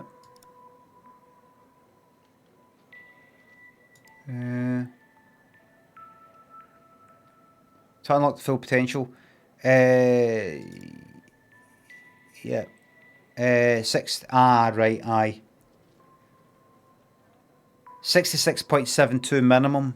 105 maximum. And then we've got that there, right? So, you know, if we simply look here, what numbers are between, you know, if we look here, what numbers are between 66.72, arbitrary, meaningless number, and 105, you know, that'll give us what numbers are between 67 and a possible 105. I mean, that's like what, 71, 87, 76. I mean, that there. Aye. Is this even the fucking frequency thing?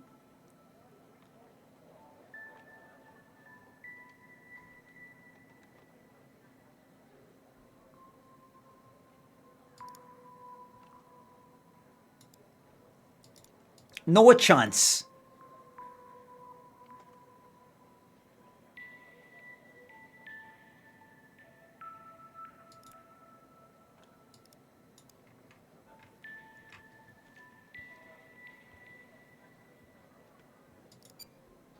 The key and lock icons, operator. They must be important. Mm-hmm. I suggest you combine them to reproduce the schematics on the second floppy disk. My hunch is that the content is not very important. Just the part with the icons in the two files mentioned, FMP 1138 and Res 2. Ah. The content's not very important. Just the part with the icons and the two files mentioned, FMP. Aye, yeah. It's not the just the part with the icons.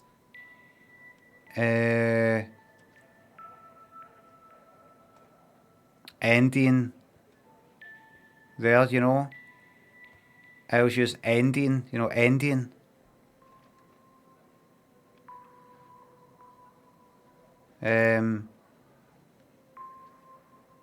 You know. And remember he said, unlike Dr. Isles, in this result paper, I will use the little endian standard. I always use little and I always use, what is it, blank? No, unlike Dr. Isles, in this result paper, I will use the little endian standard.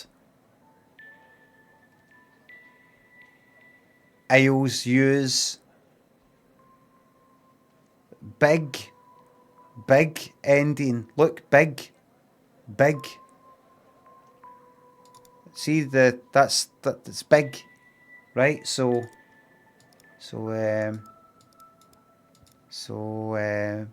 big, and then for the key bit,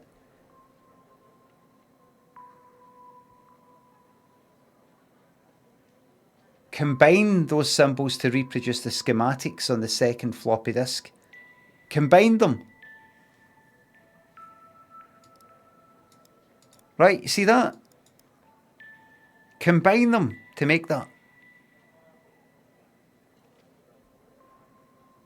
Right? And there's 2 lines. As you can see, 2 lines. So,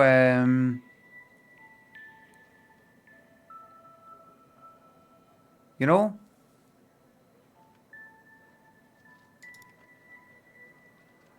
to unlock the full potential, 66.72 minimum, 105 maximum.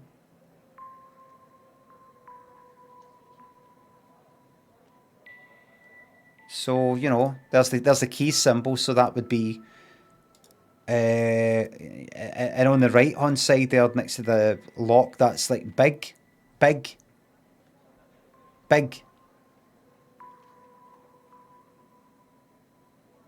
then you've got 3 wee lines there, and you've got that. So it's that and that. Something big.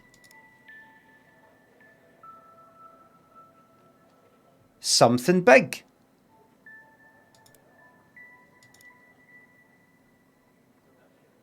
To unlock the full potential.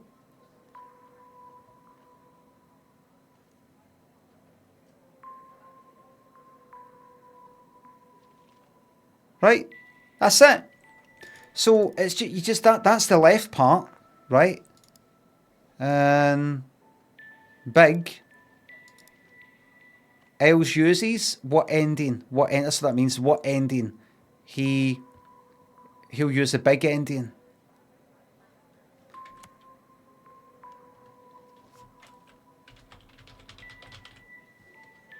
Big ending, yeah. What's this? What is this?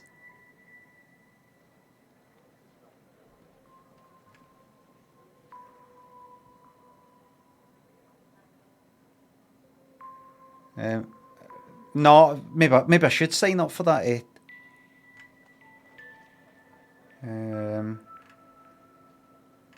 I see. Aye. So.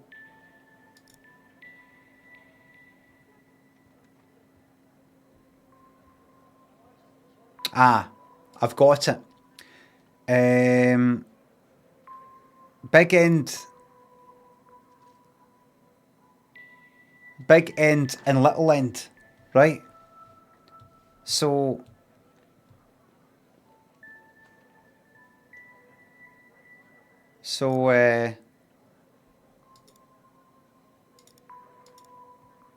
that would just be the word big, and then that one would be the actual number, which is the so it's like 105 big. That's what it is. Don't know. I feel like you should physically move and overlap the windows, operator, to reproduce the schematics, aligning the brackets. Oh, for fuck's sake!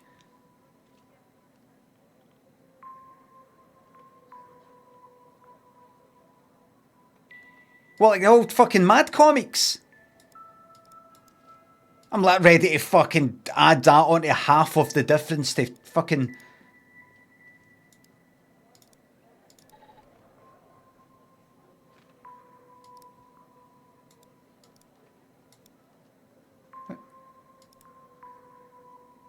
Physically move and overlap the windows.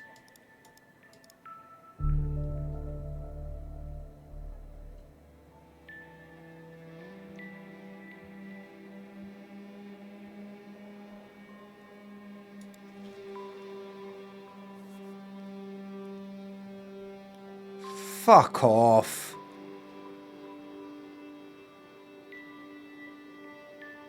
.105 ending.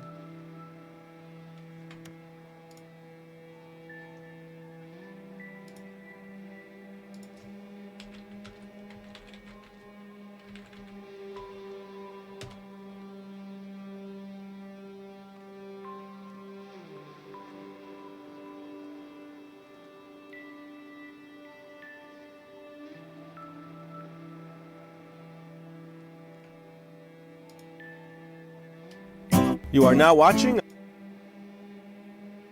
Right, go show us it in. While you start pulling out some of the collection and saying, let's. Right, you doing it, or? You can kind of see it, the face on the side here. Alright, no, I want to see somebody actually fold it, please. You folding it?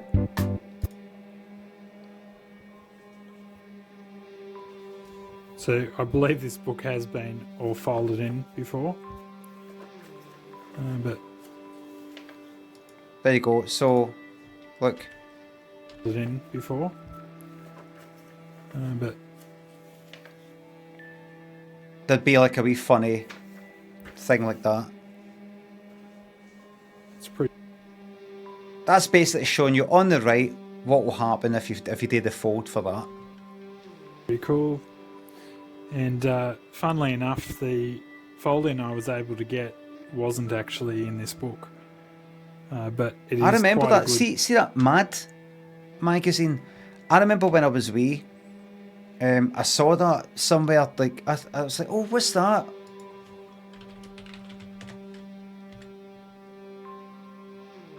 Always had this fucking face in it. Look.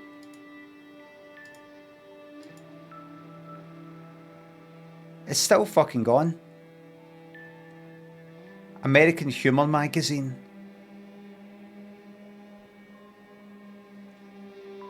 Who's that fucking face? Right. Mascot. Dates back to late 19th century advertisements for painless dentistry.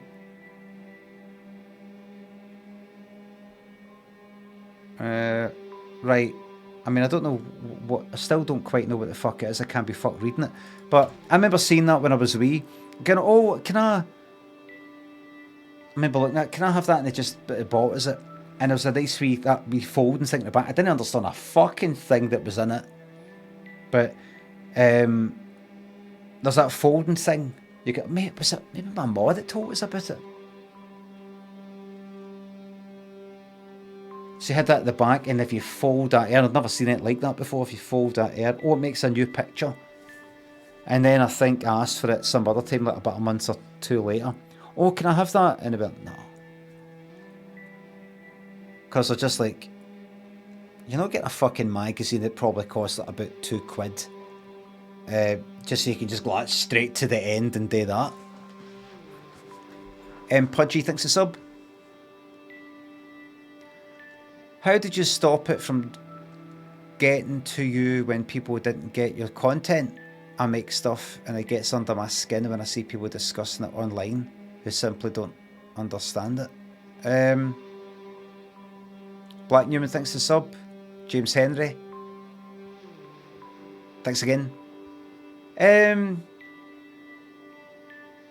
Well, I think when the first series came out, I think I searched on Twitter for my name to see what people were saying. A lot of people saying I didn't like it. Thought it was kind of slow or boring or no funny or what the fuck is this? Other people really liked it. And I kind of thought about the people who liked it, and there was a few kind of comedian types that liked it, and I was like, oh, that's good. But a lot of people kind of didn't like it. Pish, hit and miss, and preferred like other sketch shows. I just kind of thought about it. I thought, oh, that's shite, but I just kind of thought, is my stuff for these cunts? Do I want everybody to like it? I mean, yeah, I know that the stuff I do is a bit kind of weird, and it's not really to be maybe laughed at that much. But depending on what it is. So it's kind of alright with it, because I just thought, okay, it's meant to be a bit weird and all that, kind of almost excused it. But then, when I just kept a note of it in my head, and I went like that, right. And when it came to the second series, I changed a lot, and made it louder, changed how it looked, everything. Not everything, but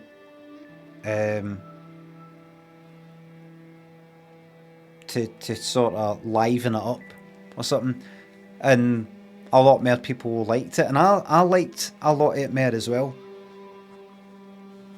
When I actually tried it out, when I saw Tim and Eric, awesome show, and I saw what could be done, and I saw how quickly you could edit stuff and it worked, and how much put music and everything made it feel fucking better, made it a bit more silly. I thought, I could do that. Make it more like that. Still weird or whatever, but livelier. That was it. Craig, Ian, thanks for subs. So just kept it in mind. I just kept it in mind. Just changed what I wanted to change and kept what I wanted to keep in terms of the style. Point, thanks for the bits. Are you going to give Star Trucker a shot when it's out? Maybe. I've not heard it. I don't think. Star Trucker. Oh, have I? Probably. Aye. I am. Ian thinks it's up. Hello to your cat, Che. Che. Keep on keeping on as well.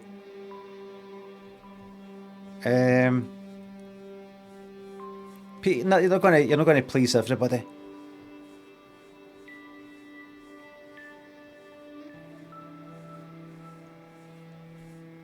Just got to think to yourself. Do you like it?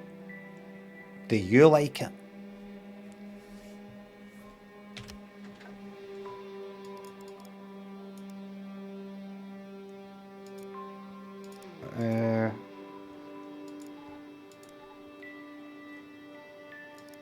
That's the main kind of thing. Well, it isn't really if you actually want to get popular in some way. 105 Indian.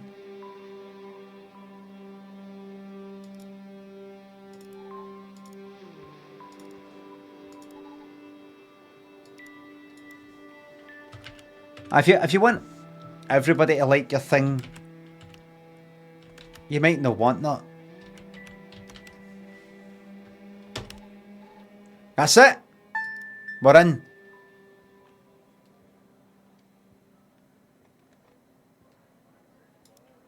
Do you not fancy that game Inside? Dark dystopian platformer. No recommendations in the chat, please. I've played all these games. I know them all.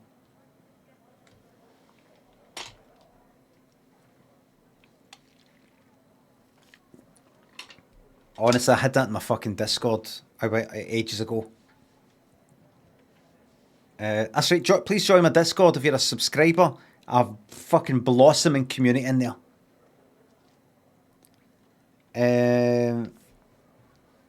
Blossoming.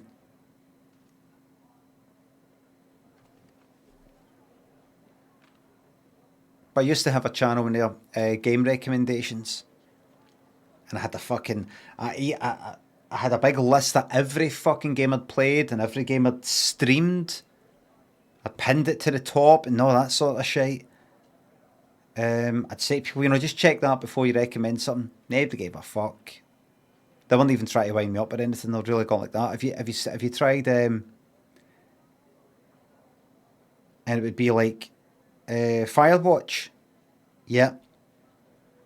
If you look back up 10 posts before, I'm saying that I would like to play games like Firewatch. I really enjoyed Firewatch. Oh yeah. Oh, I just saw that. My bad. It put me in a bad mood.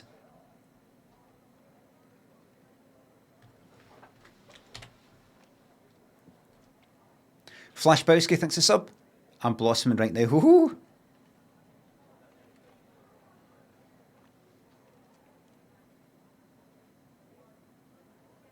No, Discord is real. My Discord is back. My confession. Here we go. This is for Quentin Spence. Whoa!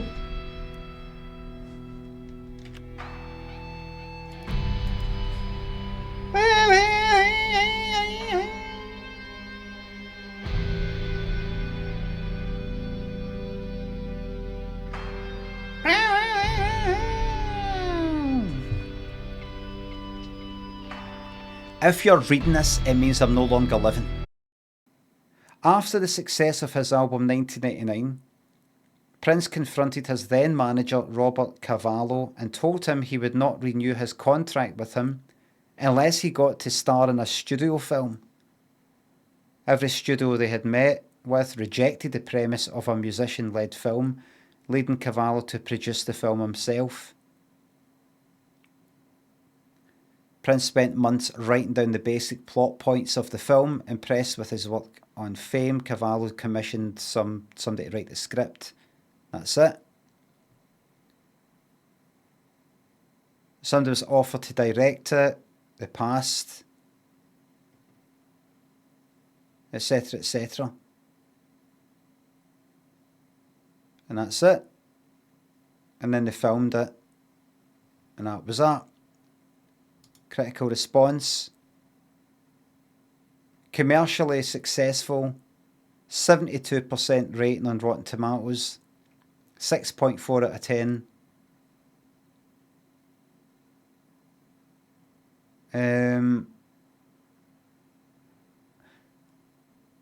Prince famously said after the movie opened that he had a nightmare that how do you say it? Is it Roger Ebert? Hated the movie and tore it apart. In fact, both critics loved Purple Rain and put it in their top 10 list of the best films of 1984. Is it Ebert? Would go on to call it one of the greatest rock movies of all time. In recent years, some have criticised the film as misogynistic, especially the scene Morris Day throws a woman into a dumpster. All the female characters are treated quite literally like garbage. Complete disregard for the regard of women, shock misogyny, little redemption.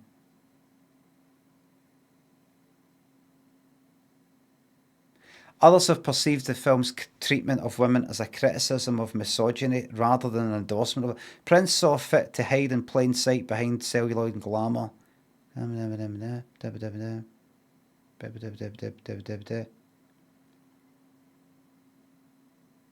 Who's this? Spike Lee. It's a story about misogynists, misogyny itself.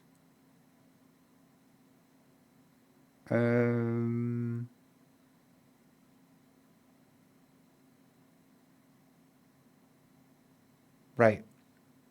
The kid's treatment of women as a denial of his feminine side. Such an in-depth psychology for a black male character was uncommon at the time. And you've seen it. I've seen it.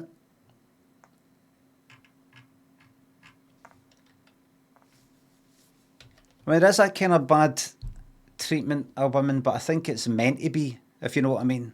It's like his ma and da are all like arguing and fighting, and there's like a abusive sort of house. and Prince like sort of hits his girlfriend once and says sorry, and she leaves him and all the rest of it, and like he goes, he's ready to hit her like his dad type of thing. It's got a kind of domestic abuse sort of weight to it. It's and he's sort of cruel in a obvious kind of way. Don't know. The part when he makes her go into the river. It's got a kind of cruelty. There's a way like that. And for what I've read about him, he's kind of like that. I mean, I like Prince and everything, but he had that side to him.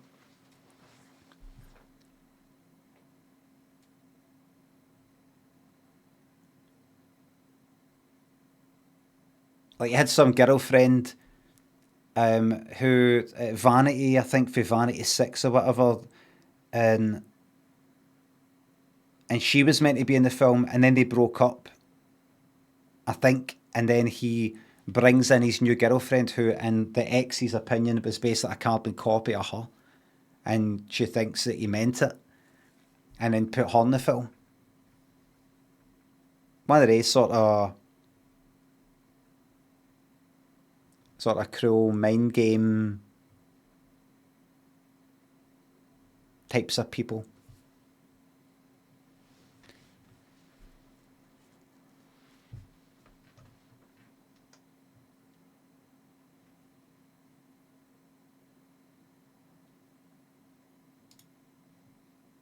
A lot of bad people that I still like. I like the good part of them, if you know what I mean.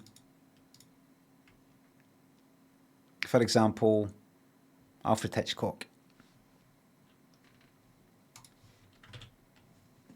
Spumtum, did you follow? Thanks to subs. That you get people who they feel bad about liking somebody who has done something bad or something like that. So you've got two choices: completely write them off, which is fucking fine if that's how you feel, or excuse it and go, I know, but you've got to understand, you got, you know, like that kind of thing. I'm not really into that, just go like, well, like you can't be, like to try and, almost like to try and excuse a pal for doing something or a fucking family member and go, well, I mean, they could be talking shite. I mean, you weren't there. No, just admit, that's what they were like and that's what they did and that is bad and you don't like it. But there's another part of them that you like or something rather than just try to fucking, that kind of thing. Downplay it. It depends, doesn't it? It depends who it is, what they've done, how distant, how remote it feels to you, emotionally or whatever. We're talking about things here today, and let's get on with it. I'm trying to kind of lay the groundwork for when it comes out that I've been murdering men for the past 30 years into the Clyde's Forum. You go, don't let it get in the way you enjoying DD.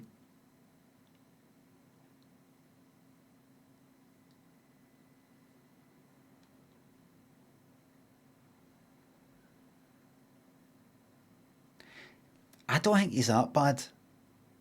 How? Why only ever killed guys? That's different. Do you know, I would never tweet that, but you're right.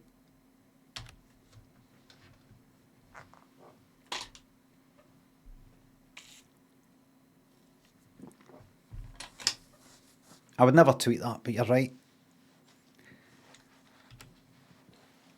Limmy only ever murdered, like, lads. Lads. You know what I mean?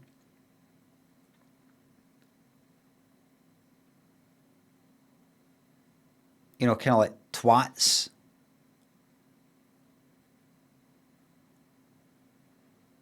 Do you know what I mean? I'm not saying that they people deserve to die, but it could have been worse. How many was it he killed again? 34. I remember because when he got arrested, I was 34 when it was in the news. I always remember that name, that number, 34. This is a weird thing to joke about. I have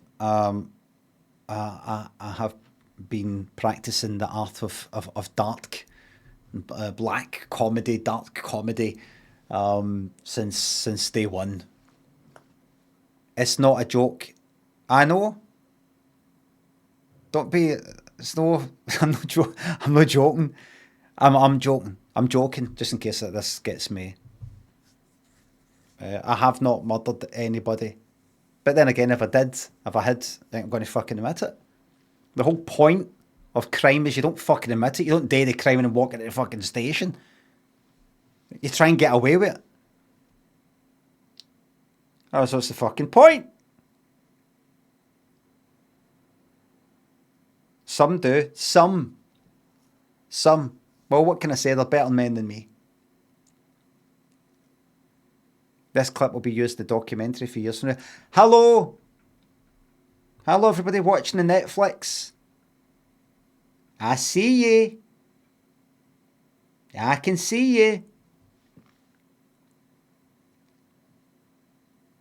And I'll tell you, I'm not talking myself. I'm doing my time. I'm going to do interviews and all that. Taunting the families, that kind of thing.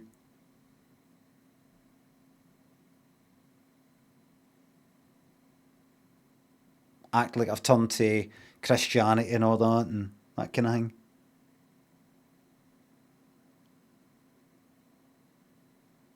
That'd be good. This thing, this illness that I've got, evil.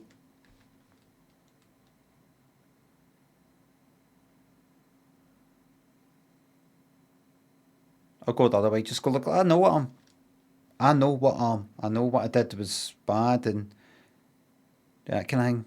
Go that way. At least he's honest with it. You get these ones that try and deny it and go, it's just because I've watched too many videos of violence in it. They try and excuse it. I like the ones that just come out and just go like that. That's just who I am. I've always been like that. They're not trying to get out. They're not trying to go, going to give us a wee bit of time off, going to put us in a better fucking cell that's got a nice view. They're not wanting it. They're just going like, this is the way it is.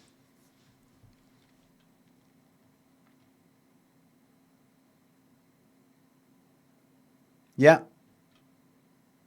Hiding, breaking banisters and shop doors, it's all adding up. Don't forget when I was wee gone out with a penknife one night by myself in a wee adventure, stabbing somebody's football in a back garden, cutting clotheslines. Highly antisocial individual. Bleach balloons. Setting fire to that fucking... Everybody was setting fires though. It was only grass I was set. I didn't burn any buildings or anything. Antisocial individual. The bleach toothpaste, that was fucking deserved. That was deserved. Somebody in my house, my household, either my dad or my brother, because I think my mum was dead by that point, so I did that in my fucking 20s.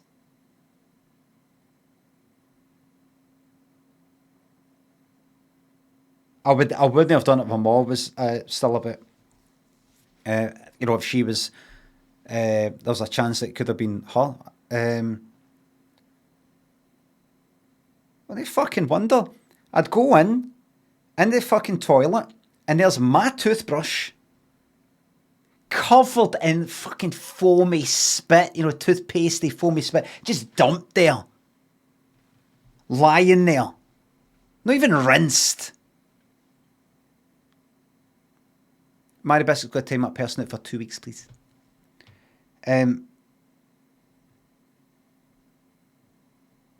Just dumped there. Not even rinsed. didn't you use Lynn's when it's fucking about 20? Talk about 30 fucking years ago. I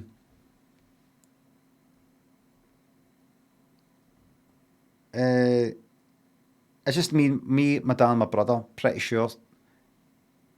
And my brother was still staying in the house. He sort of would move out for a bit and he'd come back in. I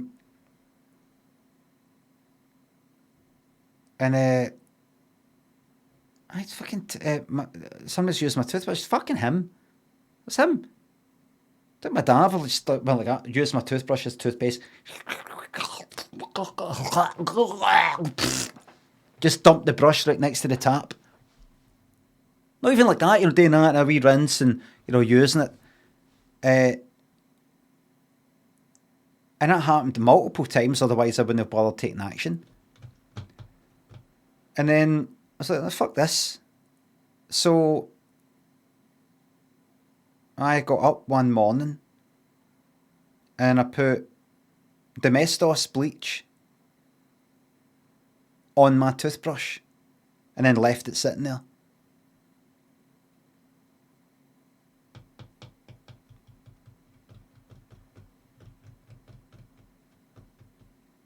And then, at some point later in the day, I don't know when, later that morning, my dad, heard my dad laugh. Oh!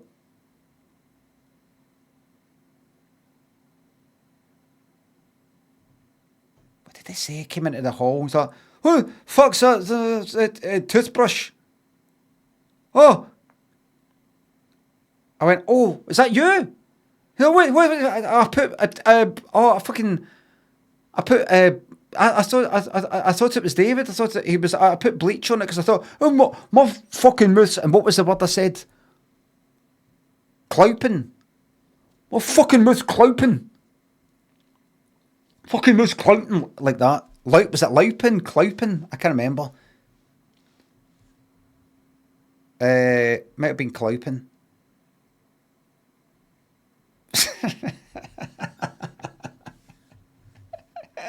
And I'm not talking about this, by the way. I'm not talking about, I put some bleach, like, say, in the sink and then sort of dabbed the tips.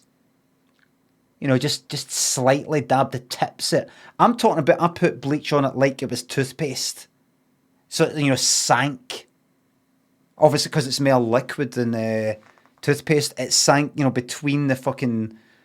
The bristles, right into it, good fucking, like that. So he would have got a fucking mouthful of that.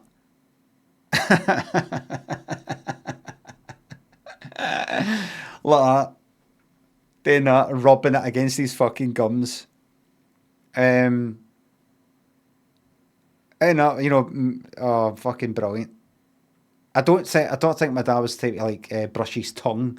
He was like, I better brush my tongue, because it gets some of the bacteria off the tongue as well. But if he did that, that would have been fucking... It would have been on the gums and just generally about the mouth. And I think he rinsed his fucking mouth out. Because he went, I think, for the fucking toilet. I think he went for the toilet into the kitchen. So maybe he was like drinking water and spitting it out. I was like, I thought that was... Is that you? I thought that was... David, I can't remember what was said after that, but I didn't really realise just how dangerous bleach was until I had, paint or some sort of ink that was on my hands at one point. Later on, like months later or fucking years later, I was like, can I get this fucking ink off my hands? I know, put some bleach on it, that gets rid of ink, didn't it? That gets rid of paint, didn't it? And I put a fucking, Domestos fucking bleach on my hands. And I went like that. And I went like, just that. And then I felt my hands heat up. Like they were, right up to a fire. Like that. I was like, fucking hell. And I rinsed them. And then my hands went all kind of a bit red. I didn't fucking know that bleach does that much to your fucking skin. I thought it was kind of like washing up liquid, but with a bit more kick. You know, like, imagine, like, washing up powder.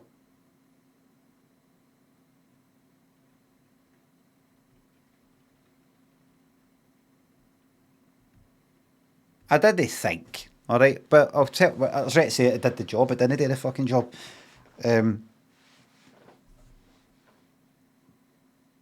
I don't know what happened after that. I can't remember if the toothbrush was ever used again.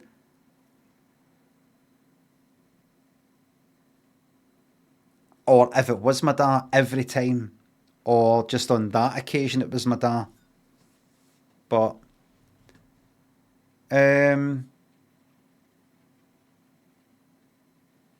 I did what was right at the time. Small noodle, cheesy. Thanks to subs. I did what was right for me in my life at that time. Hadn't thought as far ahead as to what you were going to brush your teeth with. It's still permanent. I would, after that was done, I would just rinse it. I would rinse the fucking thing. You lived your truth exactly. He thought bleach was just soap, so it'd be fine. I thought it was... I knew it was like acid. I thought, I want it to be enough that it irritates the mouth in some sort of way. But I didn't realise it was so strong that you put it on your skin, do that for about fucking 5 seconds, and it starts to heat your fucking horns up. I just wanted it to be... Do you see what it did? See what it did? See that?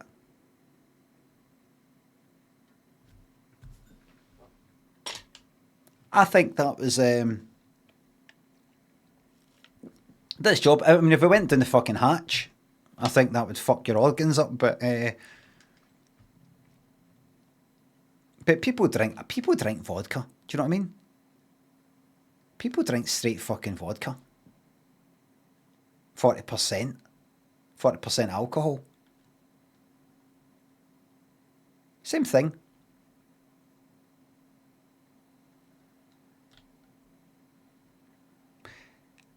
Bottom line,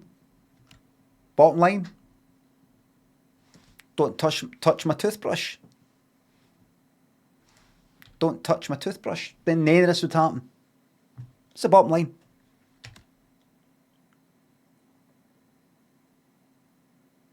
If I want to put bleach on my toothbrush, that's my business.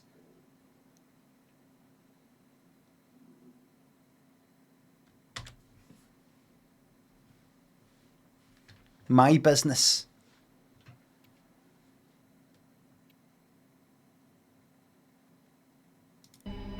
Oh shit.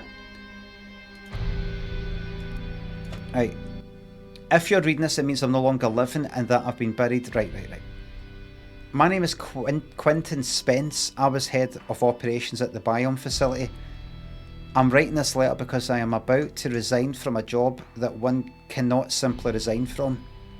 As per protocol, I will most likely be sent to the desert burial site with all my belongings. I deserve this punishment. I am sick, so sick at everything that we have done supposedly in the name of science. If you have found me, then I'm assuming you have found the others too. Every person buried here in the sand is a Project Eve test subject. Eve was led by Dr. Henry Jenkins. I am not trying to shift the blame onto him. I bear my share of responsibility in this matter. While our intentions were noble, at least in the beginning, I now see that we went too far, and I'm ready and willing to face whatever punishment awaits me in the next world. You have found this document, but perhaps the contents of my lab coat pocket remain undiscovered. Perhaps they could not crack the password necessary to open the floppy disk. Maybe they assumed the floppy disk contained only my research papers. Regardless, what truly matters now is you. You have the power to stop this. Please don't be as cowardly as I was, Quentin.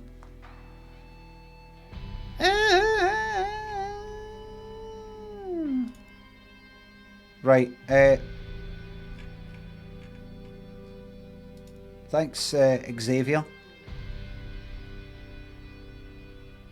An address. Right.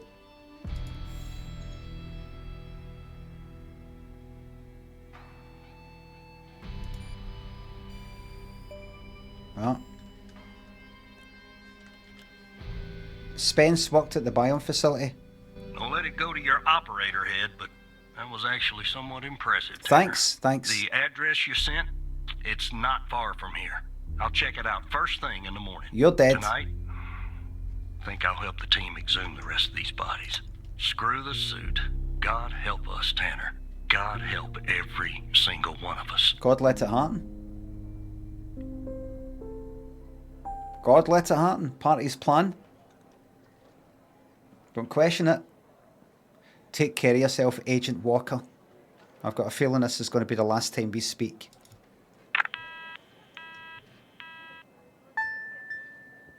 Power off for the evening.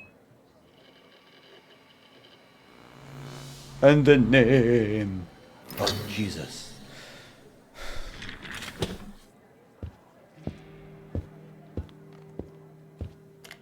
Scotland can lead and will lead the United Kingdom.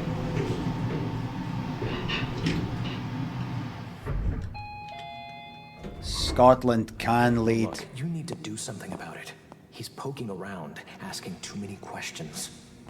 He's going to expose us all if you don't rein him in. Yes, his shift is over. Yes. All right. Yeah, fine. We'll talk later. Bye.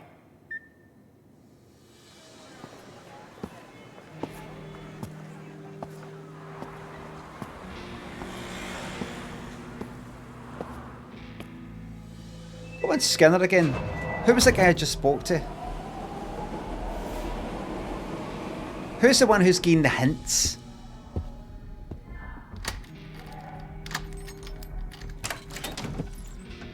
But I'm Tanner. Am I?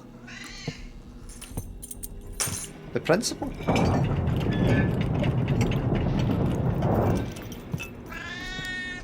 Xavier Skinner is a supervisor, and he's the guy that's sort of helping.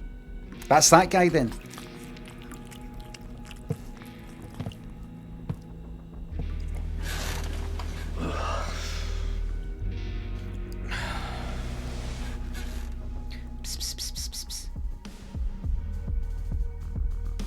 Director Trench is your boss, that's right. Mike to me, that's right. Mike Trench. And that guy I just spoke to there. The guy who's away out to dig up the bodies. What's his name again?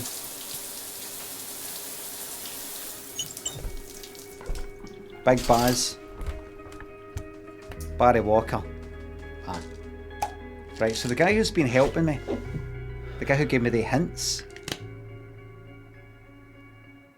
A supervisor. He's going to fucking expose us. He's digging too much.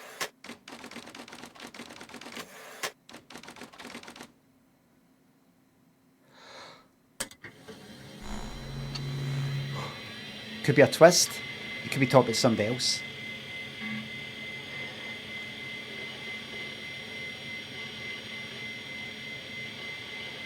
You know, he could be this Hal, remember? One of these guys I've spoken to could be Hal.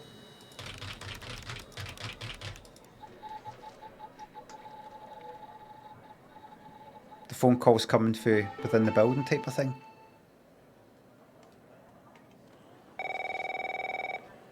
And my old friend, my old colleague, now the boss, my old friend. Good morning, Evan. Mike, how's things, Mike? Mikey boy. Look, about yesterday. Yeah. This business with the coal files. Aye. Sorry if I came down on you a little hard, buddy. It's just that I know you have what it takes to rise in this place, Evan. Become a supervisor. Hell, maybe even replace me one day. But I can't protect you if you start poking around in the wrong places. Okay? Feeling a little stressed, I take it? Yeah. Yeah, I guess I am. It's this job. It can be a real killer. Well, I better get back to it. You have a good one. All right? Again, I can't tell you how happy I am to have you here at the operator program, Evan. That way, I can keep a close eye on you, can't I? Haha, exactly.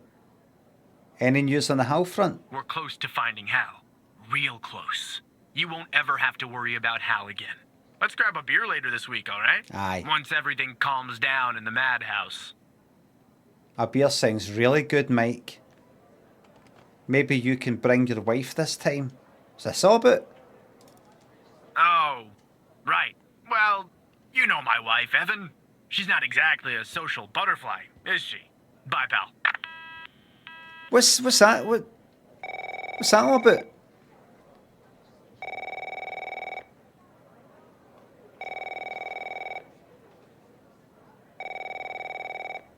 Barry boy! Baza! Operator Tanner, that you? Oh, it's my phone, you know what it is. Why are you always unsure? Tanner, did you give that address out to anybody? Asked you a question. Of course not. Well, somebody beat me to the facility, Tanner. Oh. What do you mean? The BioM facility burned down last night, Tanner. Up in flames. And if you didn't give the address out, someone else did. Looks like we got ourselves a mole goddamn operator program. Remember that one's looking in? That whatchamacallit, that Skinner's looking in all the time. Are you the mole? I'm not a goddamn mole. What do we do now? Well, an investigative team came before me and logged the remaining evidence back at the department. But I can't access it directly. I'll have to go through the operator program. Heaven on earth, Tanner. Heaven on earth. From what I can tell, there should be some security footage there that should shed some light on what happened here. Okay. Hopefully, it won't be too hard to prove this was arson. Prove it was arson. I can do that. Doc thinks a sub. Do you think Barry looks like Raymond Mearns? A bit. He also looks a bit like what's his name? For Roseanne. Can't remember. No, I can't remember his name. Scope thinks a sub. Right, entrance, here we go. Right. Okay.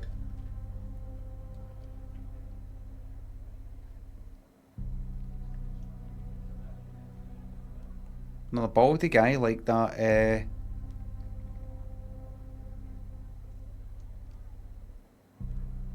How long is this?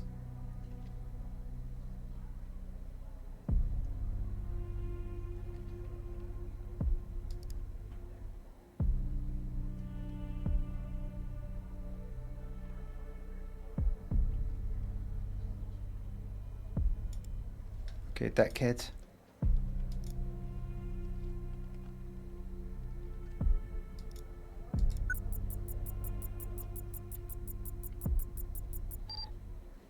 Okay, asshole.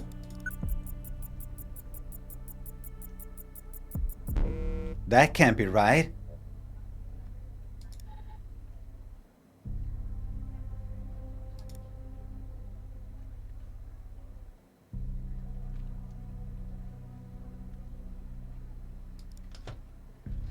Alright, prove it was arson.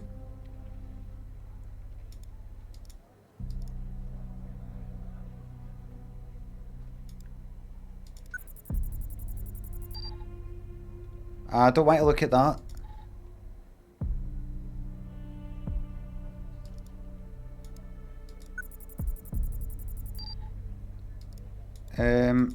Well,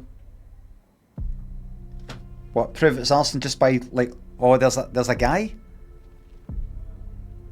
I want to click on that fucking thing. There it is. There it is.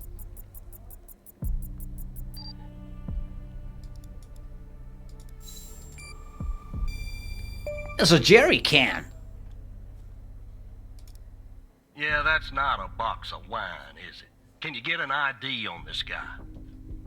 Sorry, no match in a DB. That would have been too easy, huh? I'd like to get in the facility. Yeah, take a look around. Good Lord willing, the roof won't collapse on me. But I need a code for the door. You see where I'm going with this, Tanner? I just need the magic word, Agent. Oh, operator, would you please, pretty please, give me the code for the goddamn door? How'd the first responders get in? Yeah, that's fishy, isn't it? So fishy, it goddamn stinks. Unfortunately, I don't have access to the team members. But from what I can tell, the order came from higher up. I'll find the code for you, Agent. Alright. We're alright. Okay.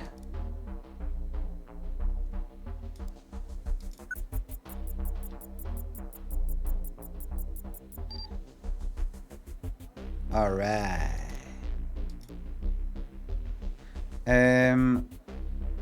014485. 85. Confirm. Let me see if this works.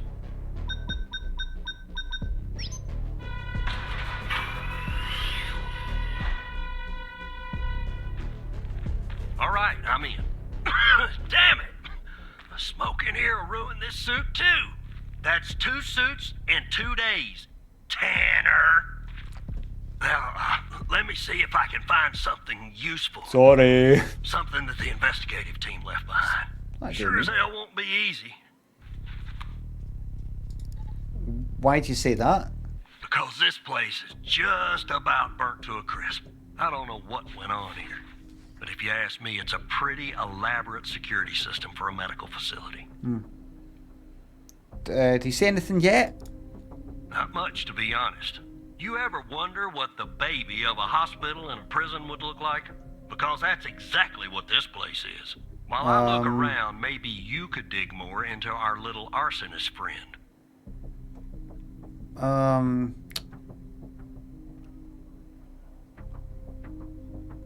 It would look like mental prison for the criminally insane, or whatever they're called now. What's it called? What's that one? What's that one in England? Not an asylum. The Arkham type thing. Broadmoor.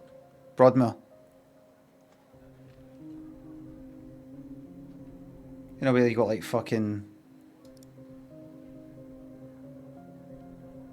Yorkshire Ripper and that type of thing.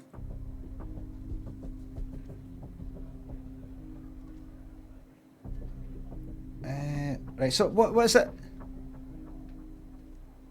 Dig more into a little arse. What we're looking for? Anything that you can find, Tanner. I look picky to you. An ID. A link to another case. His favorite flavor of ice cream. Just give me something, alright? Well, here's the funny thing, my friend. The funny thing is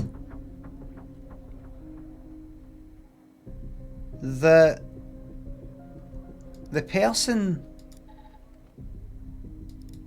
who could be completely fucking different. Remember that person was did they turn up dead or something?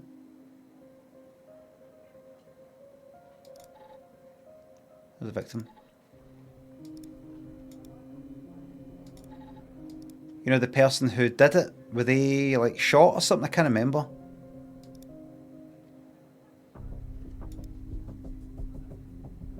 Was it the...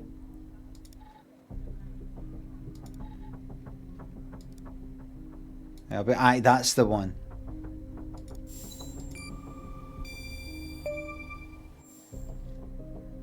He's also a suspect in a shooting. Charming fellow. Who's the lead on the other investigation? That's Pendle.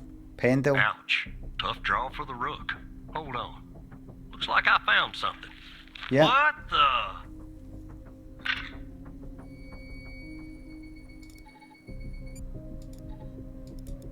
Shouldn't have closed that there, but no You see way. what I'm seeing, Tanner? Looks like our gal, Connie Moore, was a bio-impatient. But how is that possible? Beats me. Passed her polygraph with flying colors. She told us the truth. Her truth, anyway.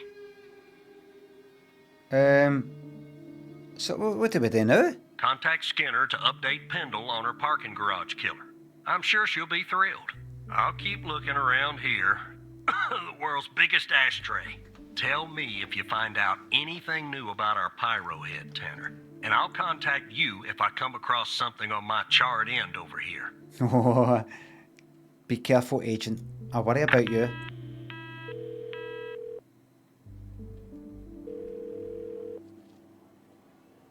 Don't like this one.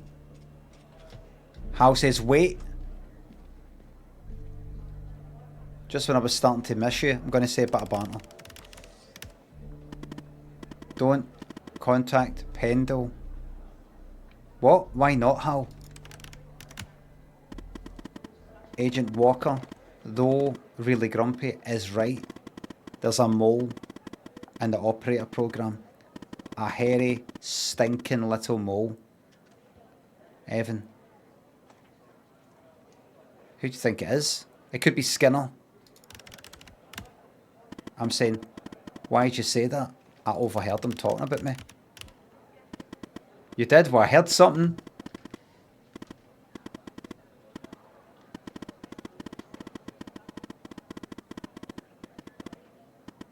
You did? I'll keep that in mind, right.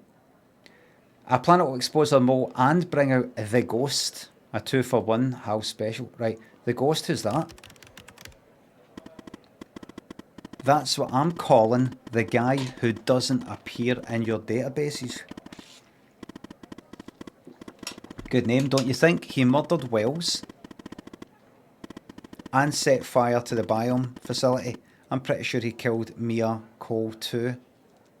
Or the fire. Go on, tell me the plan. So, Walker told you that a team came, Baz Boy, and logged evidence from the facility.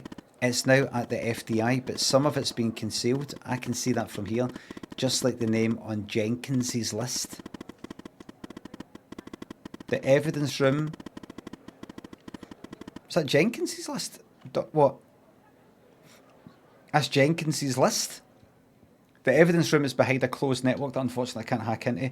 So what's the solution? If we can sneak into the evidence room and access its computer, we can make the hidden evidence visible again.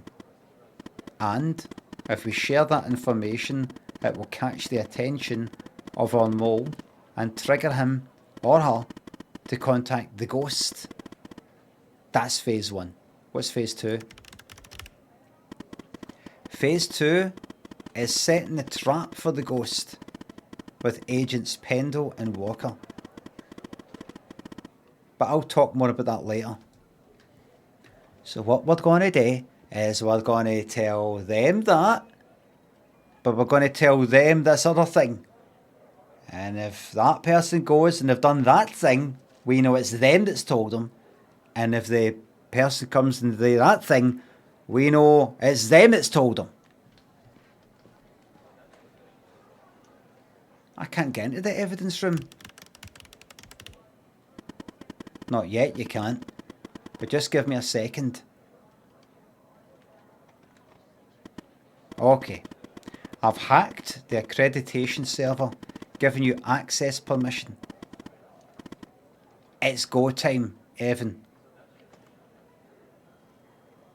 So I just use my badge.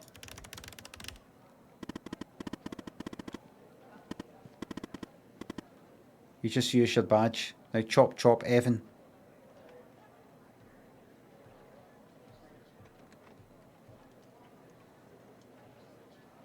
There we go. Falkirk, Ronan, thanks for subs. One button, watch the clean up, one button at a time. Yep, we're getting there. The things I do for you. Oh. Log out. Okay.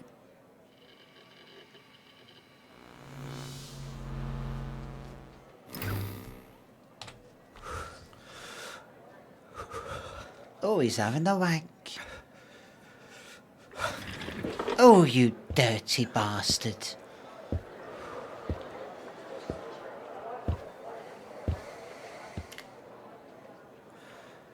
Here, I'm about to give myself a tuggy.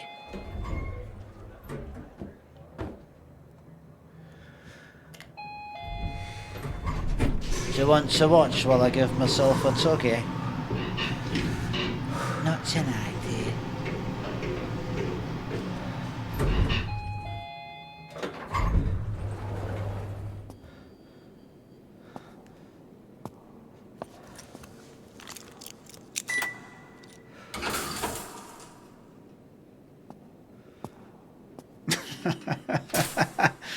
I don't know where I heard tuggy.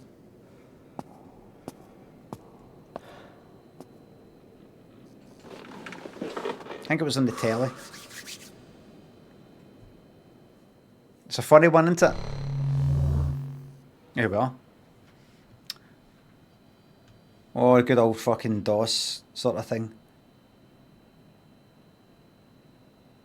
Right, so if you just go into update BIOS, I don't know how to do it. Update the BIOS in your motherboard. Would I do save and exit or save without, exit without, exit and save, or just exit? Authenticate. User. Password. Remember that wee thing? Okay.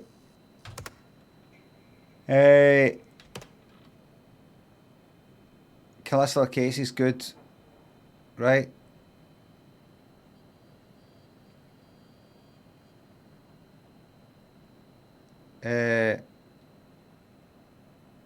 Forbidden access. House says, is it you? Yes, it's me.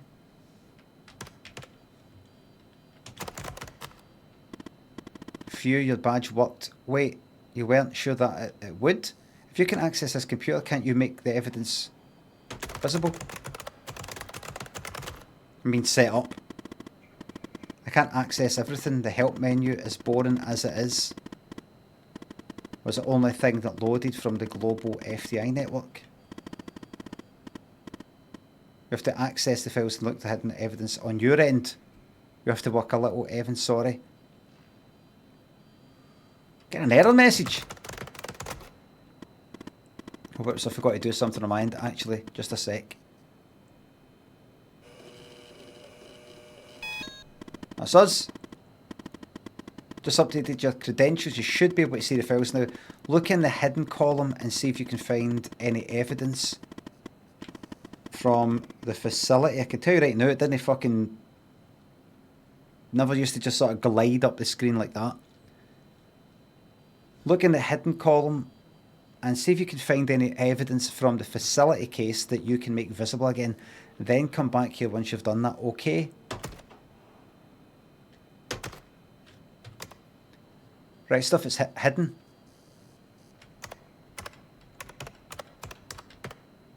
Heardle. That's that one. B. Walker.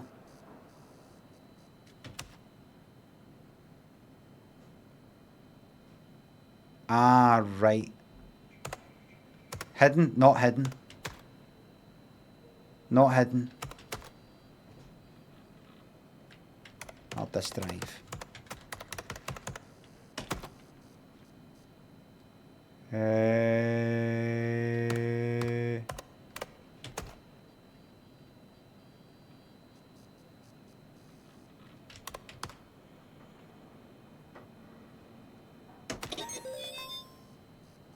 That's it. No longer hidden.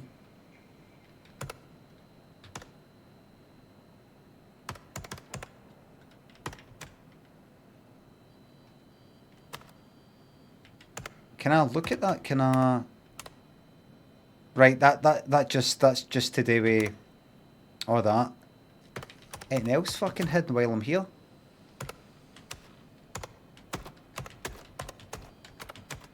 No. Right, I think that's it.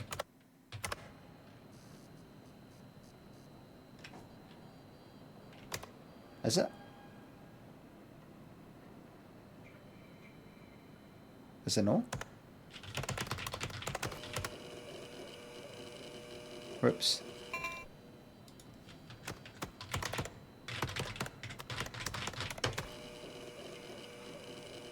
I thought it was just to... Right. That stuff up the top. Is there anything hidden? No. False. I did that. No. No. No. Hold on. Is that scroll? No. No. Nothing is hidden anymore. So...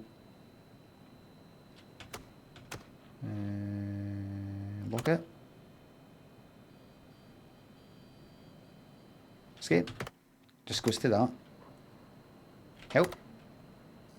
Alright, I have to go to the help thing. That's it. The evidence is visible again. I've just had an idea. The list on Henry Jenkins, the doctor.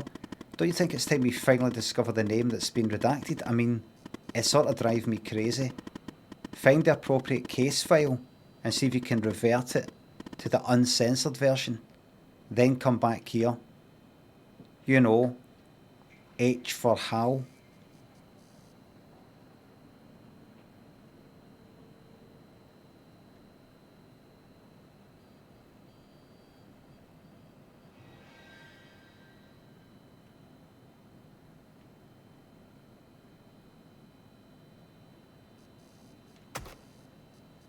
What?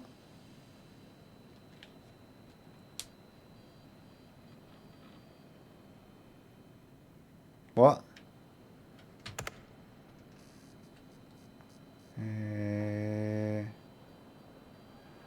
What?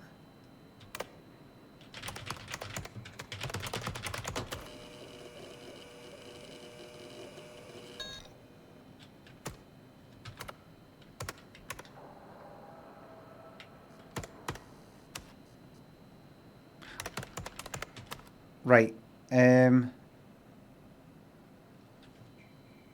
Name list. History. Censor sensitive info.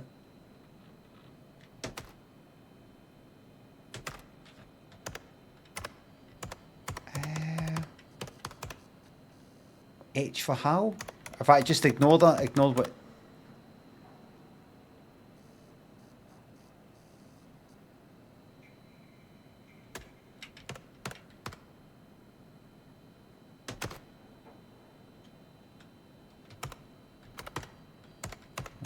that.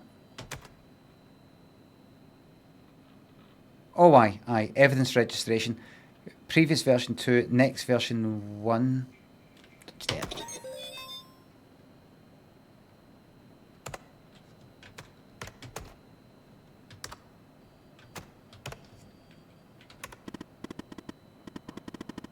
I love that sound. It's like you've won at the evidence room or something. All right, log out and head back to your desk, but act natural. Right, so now this will be this will revert to the censored one.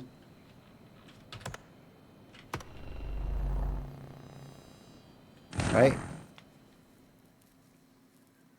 Right. Okay.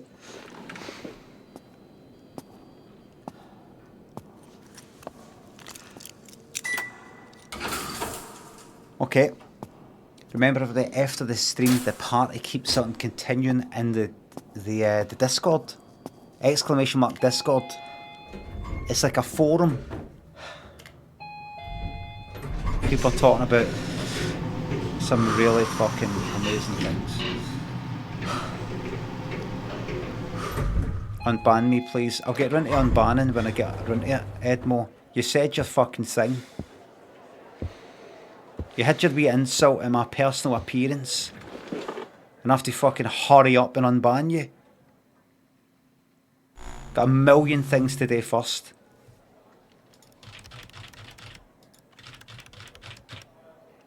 Fucking calling a shots after insulting me. Unbelievable. Fucking grateful you're no banned here. Absolute bastards. Right.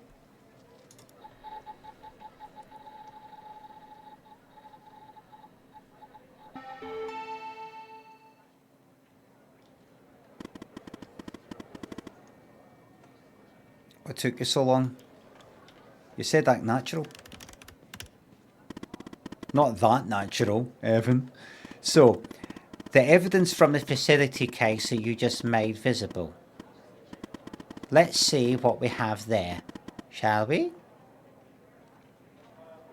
Okay. So, facility case. Well, actually, if you don't mind, I'll go to the bar. If you don't mind. Name list. Sasha Cole is... Wait a minute. That's the... that was... so Sasha Cole is the guy whose, wife or whatever was burned in that flat. Is that right? I don't know what the... I can't remember the relevance to the Cole person. I can't remember the relevance. But anyway, what is it? The evidence of facility case. Facility. Here we go. The hard drive looks a little damaged. Probably from the fire. But I wouldn't be surprised if they tampered with it too. Looks like it's going to take some time to recover the files. In the meantime, check out Jenkins' list and see what name they redacted. I'm kind of nervous. Give censored entry. Right, got uncensored. Censored entry.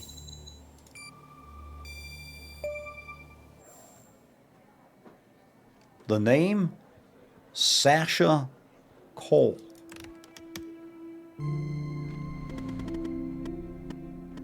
Sasha Cole? Mia's husband. And his name is Circle. That means... It means what, Hal?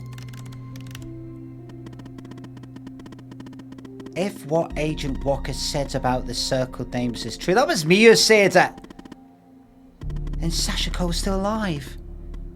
Does he know about me and the baby? I hope not. Anyway, the hard drive has recovered some of its files. That's fortunate. Look, there's a file for Sasha Cole and Connie Moore. Both are password protected. Let's focus on Connie's folder first. See if you can find a way in. Sorry, Evan. You're gonna have to work a little more. More?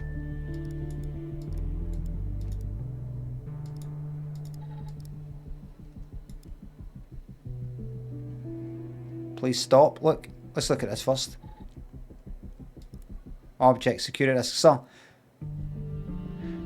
we've noticed that you used your badge ID as your... Who's this? It is 2H Jenkins.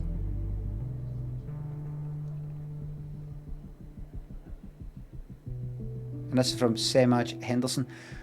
We have noticed you use your badge ID as your password. We recognise that. Keep that in mind.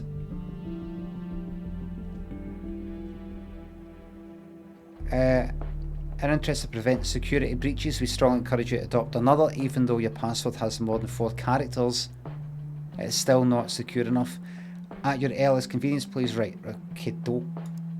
Okay.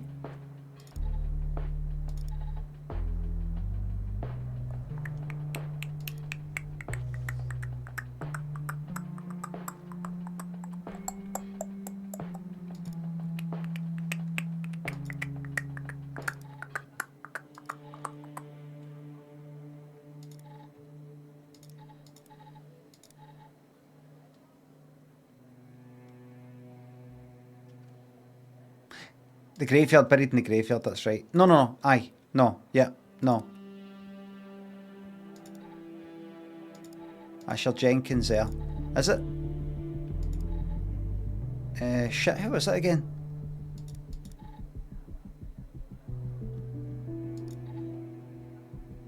Who the fucking ID again?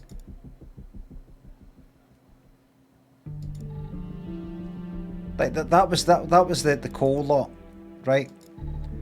Graveyard. That's Quentin Spence's thing. It wasn't him, it was Jenkins.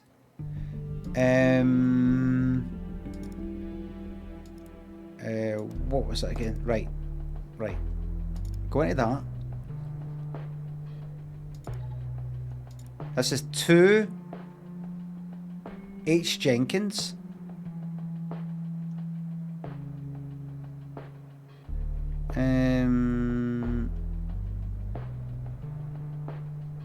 Aye, please stop using your badge ID as your password. So I think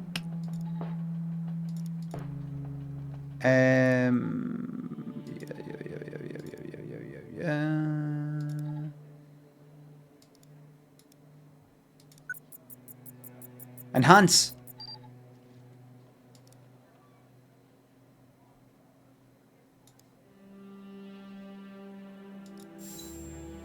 You cunt, you. Okie dokie. Put that there.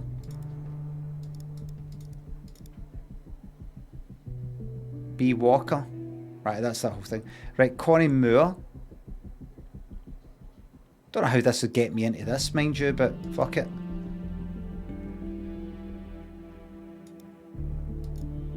Is it the whole thing, including the 4? 03 6636 200. We're in. What? It was Jenkins's badge number? Older people and their passwords. Anyway. Older? Just say old. Anyways, now, let me finish setting the trap. I'm guessing there's something in Connie's file that we can use to trigger the mole and lure the ghost out from whatever hole he's hiding in. A piece of information, an address maybe, something. Find address for trap. In Connie's file, something in Connie's file, right? Alright, now that it's unlocked, right, right, I'll just close that, open that up and just pop in here. In fact, go back up. Yeah, Connie, that's the one that went missing. Thought it was an alien. Let's pop in here. Okay. Why isn't it hydrating? Because nobody's telling me.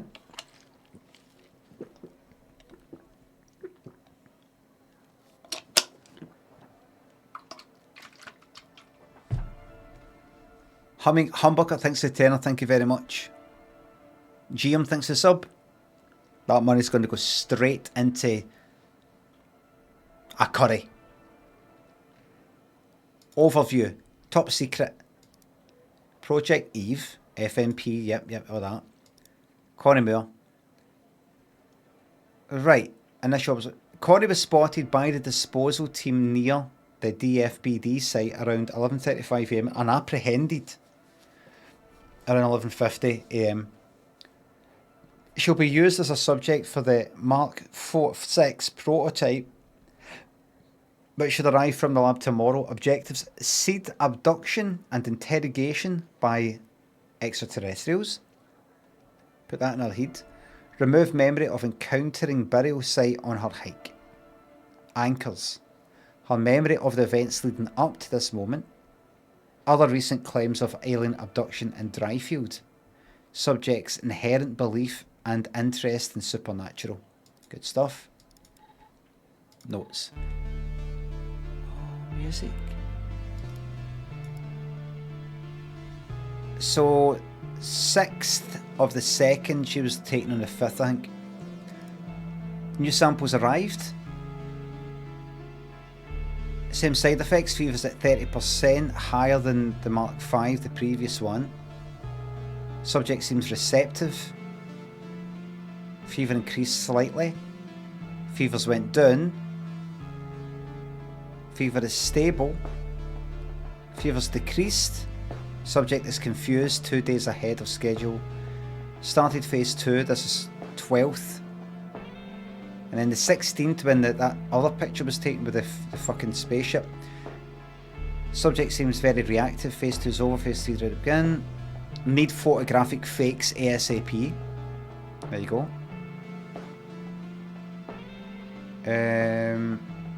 Subject's perception of the DFBD site is already modified. Okie dokie.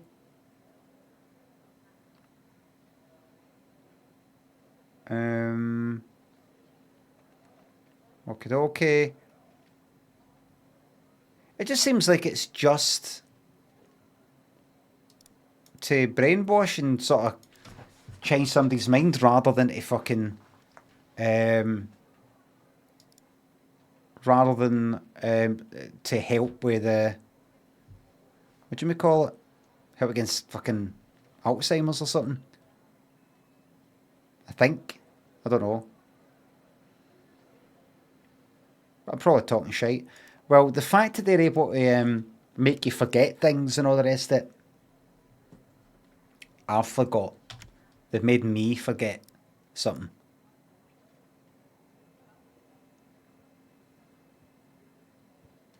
Send the report to the lab.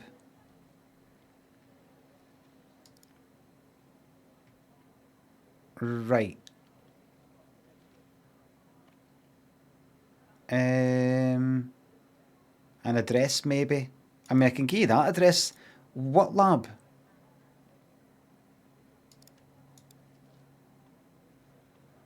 Is that not the address of the facility? Is that a different thing? I'm just guessing here. I thought that was the. What in the world were they doing to Connie? I thought the lab was in the facility, which is wrecked.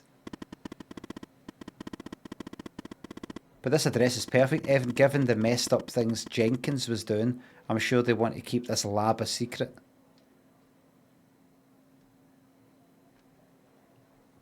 I thought the facility was the lab.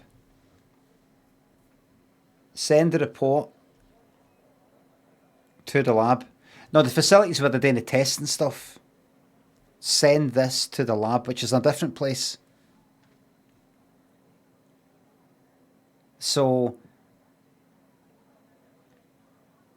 right, so what's probably going to happen now is we're going to act like, all right, we've got this address, we've got to check out this lab, and they'll probably go and try and burn it down or something.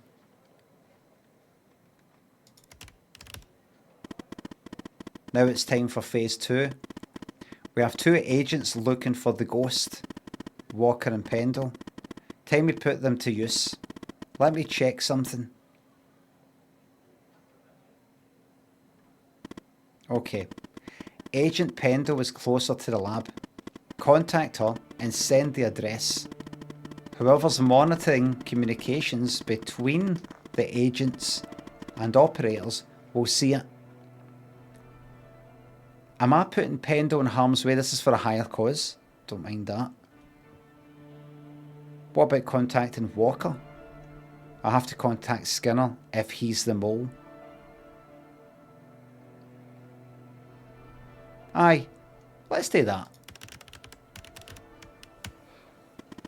Well, then he contacts the ghost, and our plan works exactly the way we want it to. Go ahead and contact Skinner so you can contact Pendle. I'll get back to you later. Alright. Yes, Operator Tanner? I have some information to pass on to the agent because after all that's our link here. You're a supervisor and there's a go-between. I have some information kind of information? Well, an address linked to the murder of Wells.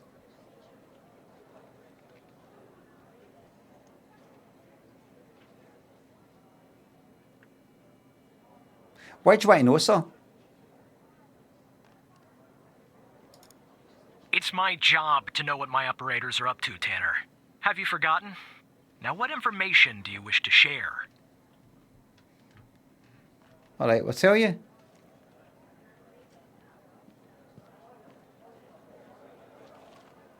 It's extremely confidential.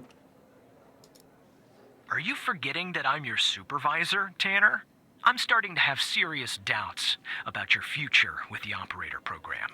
This time, I'll forward your call. The next time, I'm not so sure. Because he's listening in anyway, remember? He'll be listening in anyway. Operator Tanner, what can I do for you? I have footage of Wells's killer committing arson via a case Walker is working. What? You're kidding. Okay, so our murderer likes to play with fire too, huh? This guy just gets better and better. By any chance, did any clues pop up where we might locate him?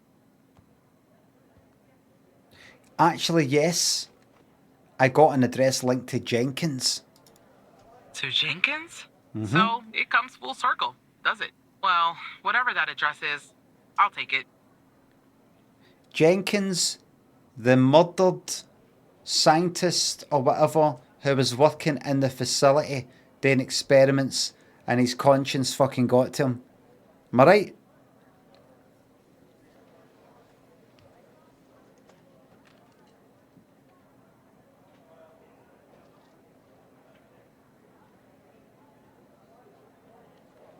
I don't know. That one there, that address there. Nice. So, what exactly is this place? If Wells Killer's there, I assume it's not a petting zoo. I think it's Jenkins's lab. I see. Well, I'm on my way. I'll contact you when I get there. Thanks, Tanner. Maybe now we can finally book this guy. Be careful, he's dangerous. You might want to take a pistol. Oh, I don't know if she heard that, but good luck to her.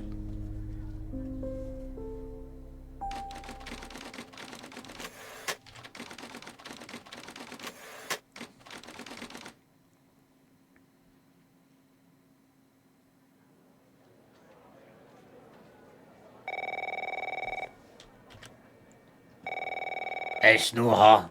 It's me, the killer. I've got a phone, 'cause she's dead. Tanner, I'm at the lab.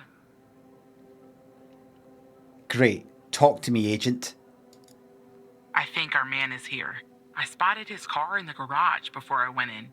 The door was unlocked, actually. It's real weird in here, Tanner. Okay. Like everybody suddenly took off. But left all their beeping lab equipment behind. But I don't see any sign of Wells' killer. Drop the phone. Oh no! Slide your gun over to me. Slowly. On your knees, Agent Pendle. You? How do you know my name? You might want to close your eyes. You don't want to do this. I'm a federal agent. Agent Walker, FBI! Drop the gun! Drop the gun! Move away from her! Now! It's locked! What did you do? Hands up! Turn around. Turn Is it- around! Hands on your head! It's Walker again. Pendle, you okay? Walker, we have a problem here. Is that, What you do? is that Bazzy boy? Open the door now! Bazza. It's not opening, Walker. Open the door now. Operator, you there? Talk to me, agent! There's a bomb. This bald-headed psycho has trapped me in a room with a bomb. It's my third day. The display says 20 minutes and 21 seconds, and it's ticking down. You gotta help me here. I've actually got to go, so we'll leave that there. I can't fucking kick about for 20 bastard fucking minutes. I've got to leave everybody at the end of my stream. So hopefully that's saved. And we'll find out what happens tomorrow. On a cliffhanger. Kevin, thanks to sub. Thank you very much. She'll understand. I'll just say, I've got to go. The union rules. Union rules.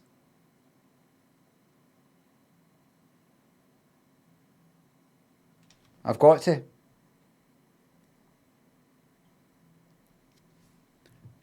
Everybody, thank you very much for watching. Thanks to subs, resubs, the bits and the tips. Mods, thank you very much for the modding. And remember, everybody, my Discord, the party continues. What is Discord? It's kind of like a forum, kind of app thing. It's very popular amongst the gaming community. But there's a lot of normal people in there as well. Thank you very much for watching. And I will fucking see you tomorrow where we defuse this bomb. As for yous in your real life, I hope that there's a lot of diffused light in your life later the day. Diffused means it's kind of spread about, sort of bouncing off stuff and sort of spread about. Basically, it's the difference between that nice sort of soft shadows you get with like an overcast day compared to like a spotlight like there, and it's like there's big beam of light in this shadow. It's sort of kind of diffused, you know, it's sort of in different directions. It's more flattering. So I hope that's... That's one for the blooper reel. Just spat.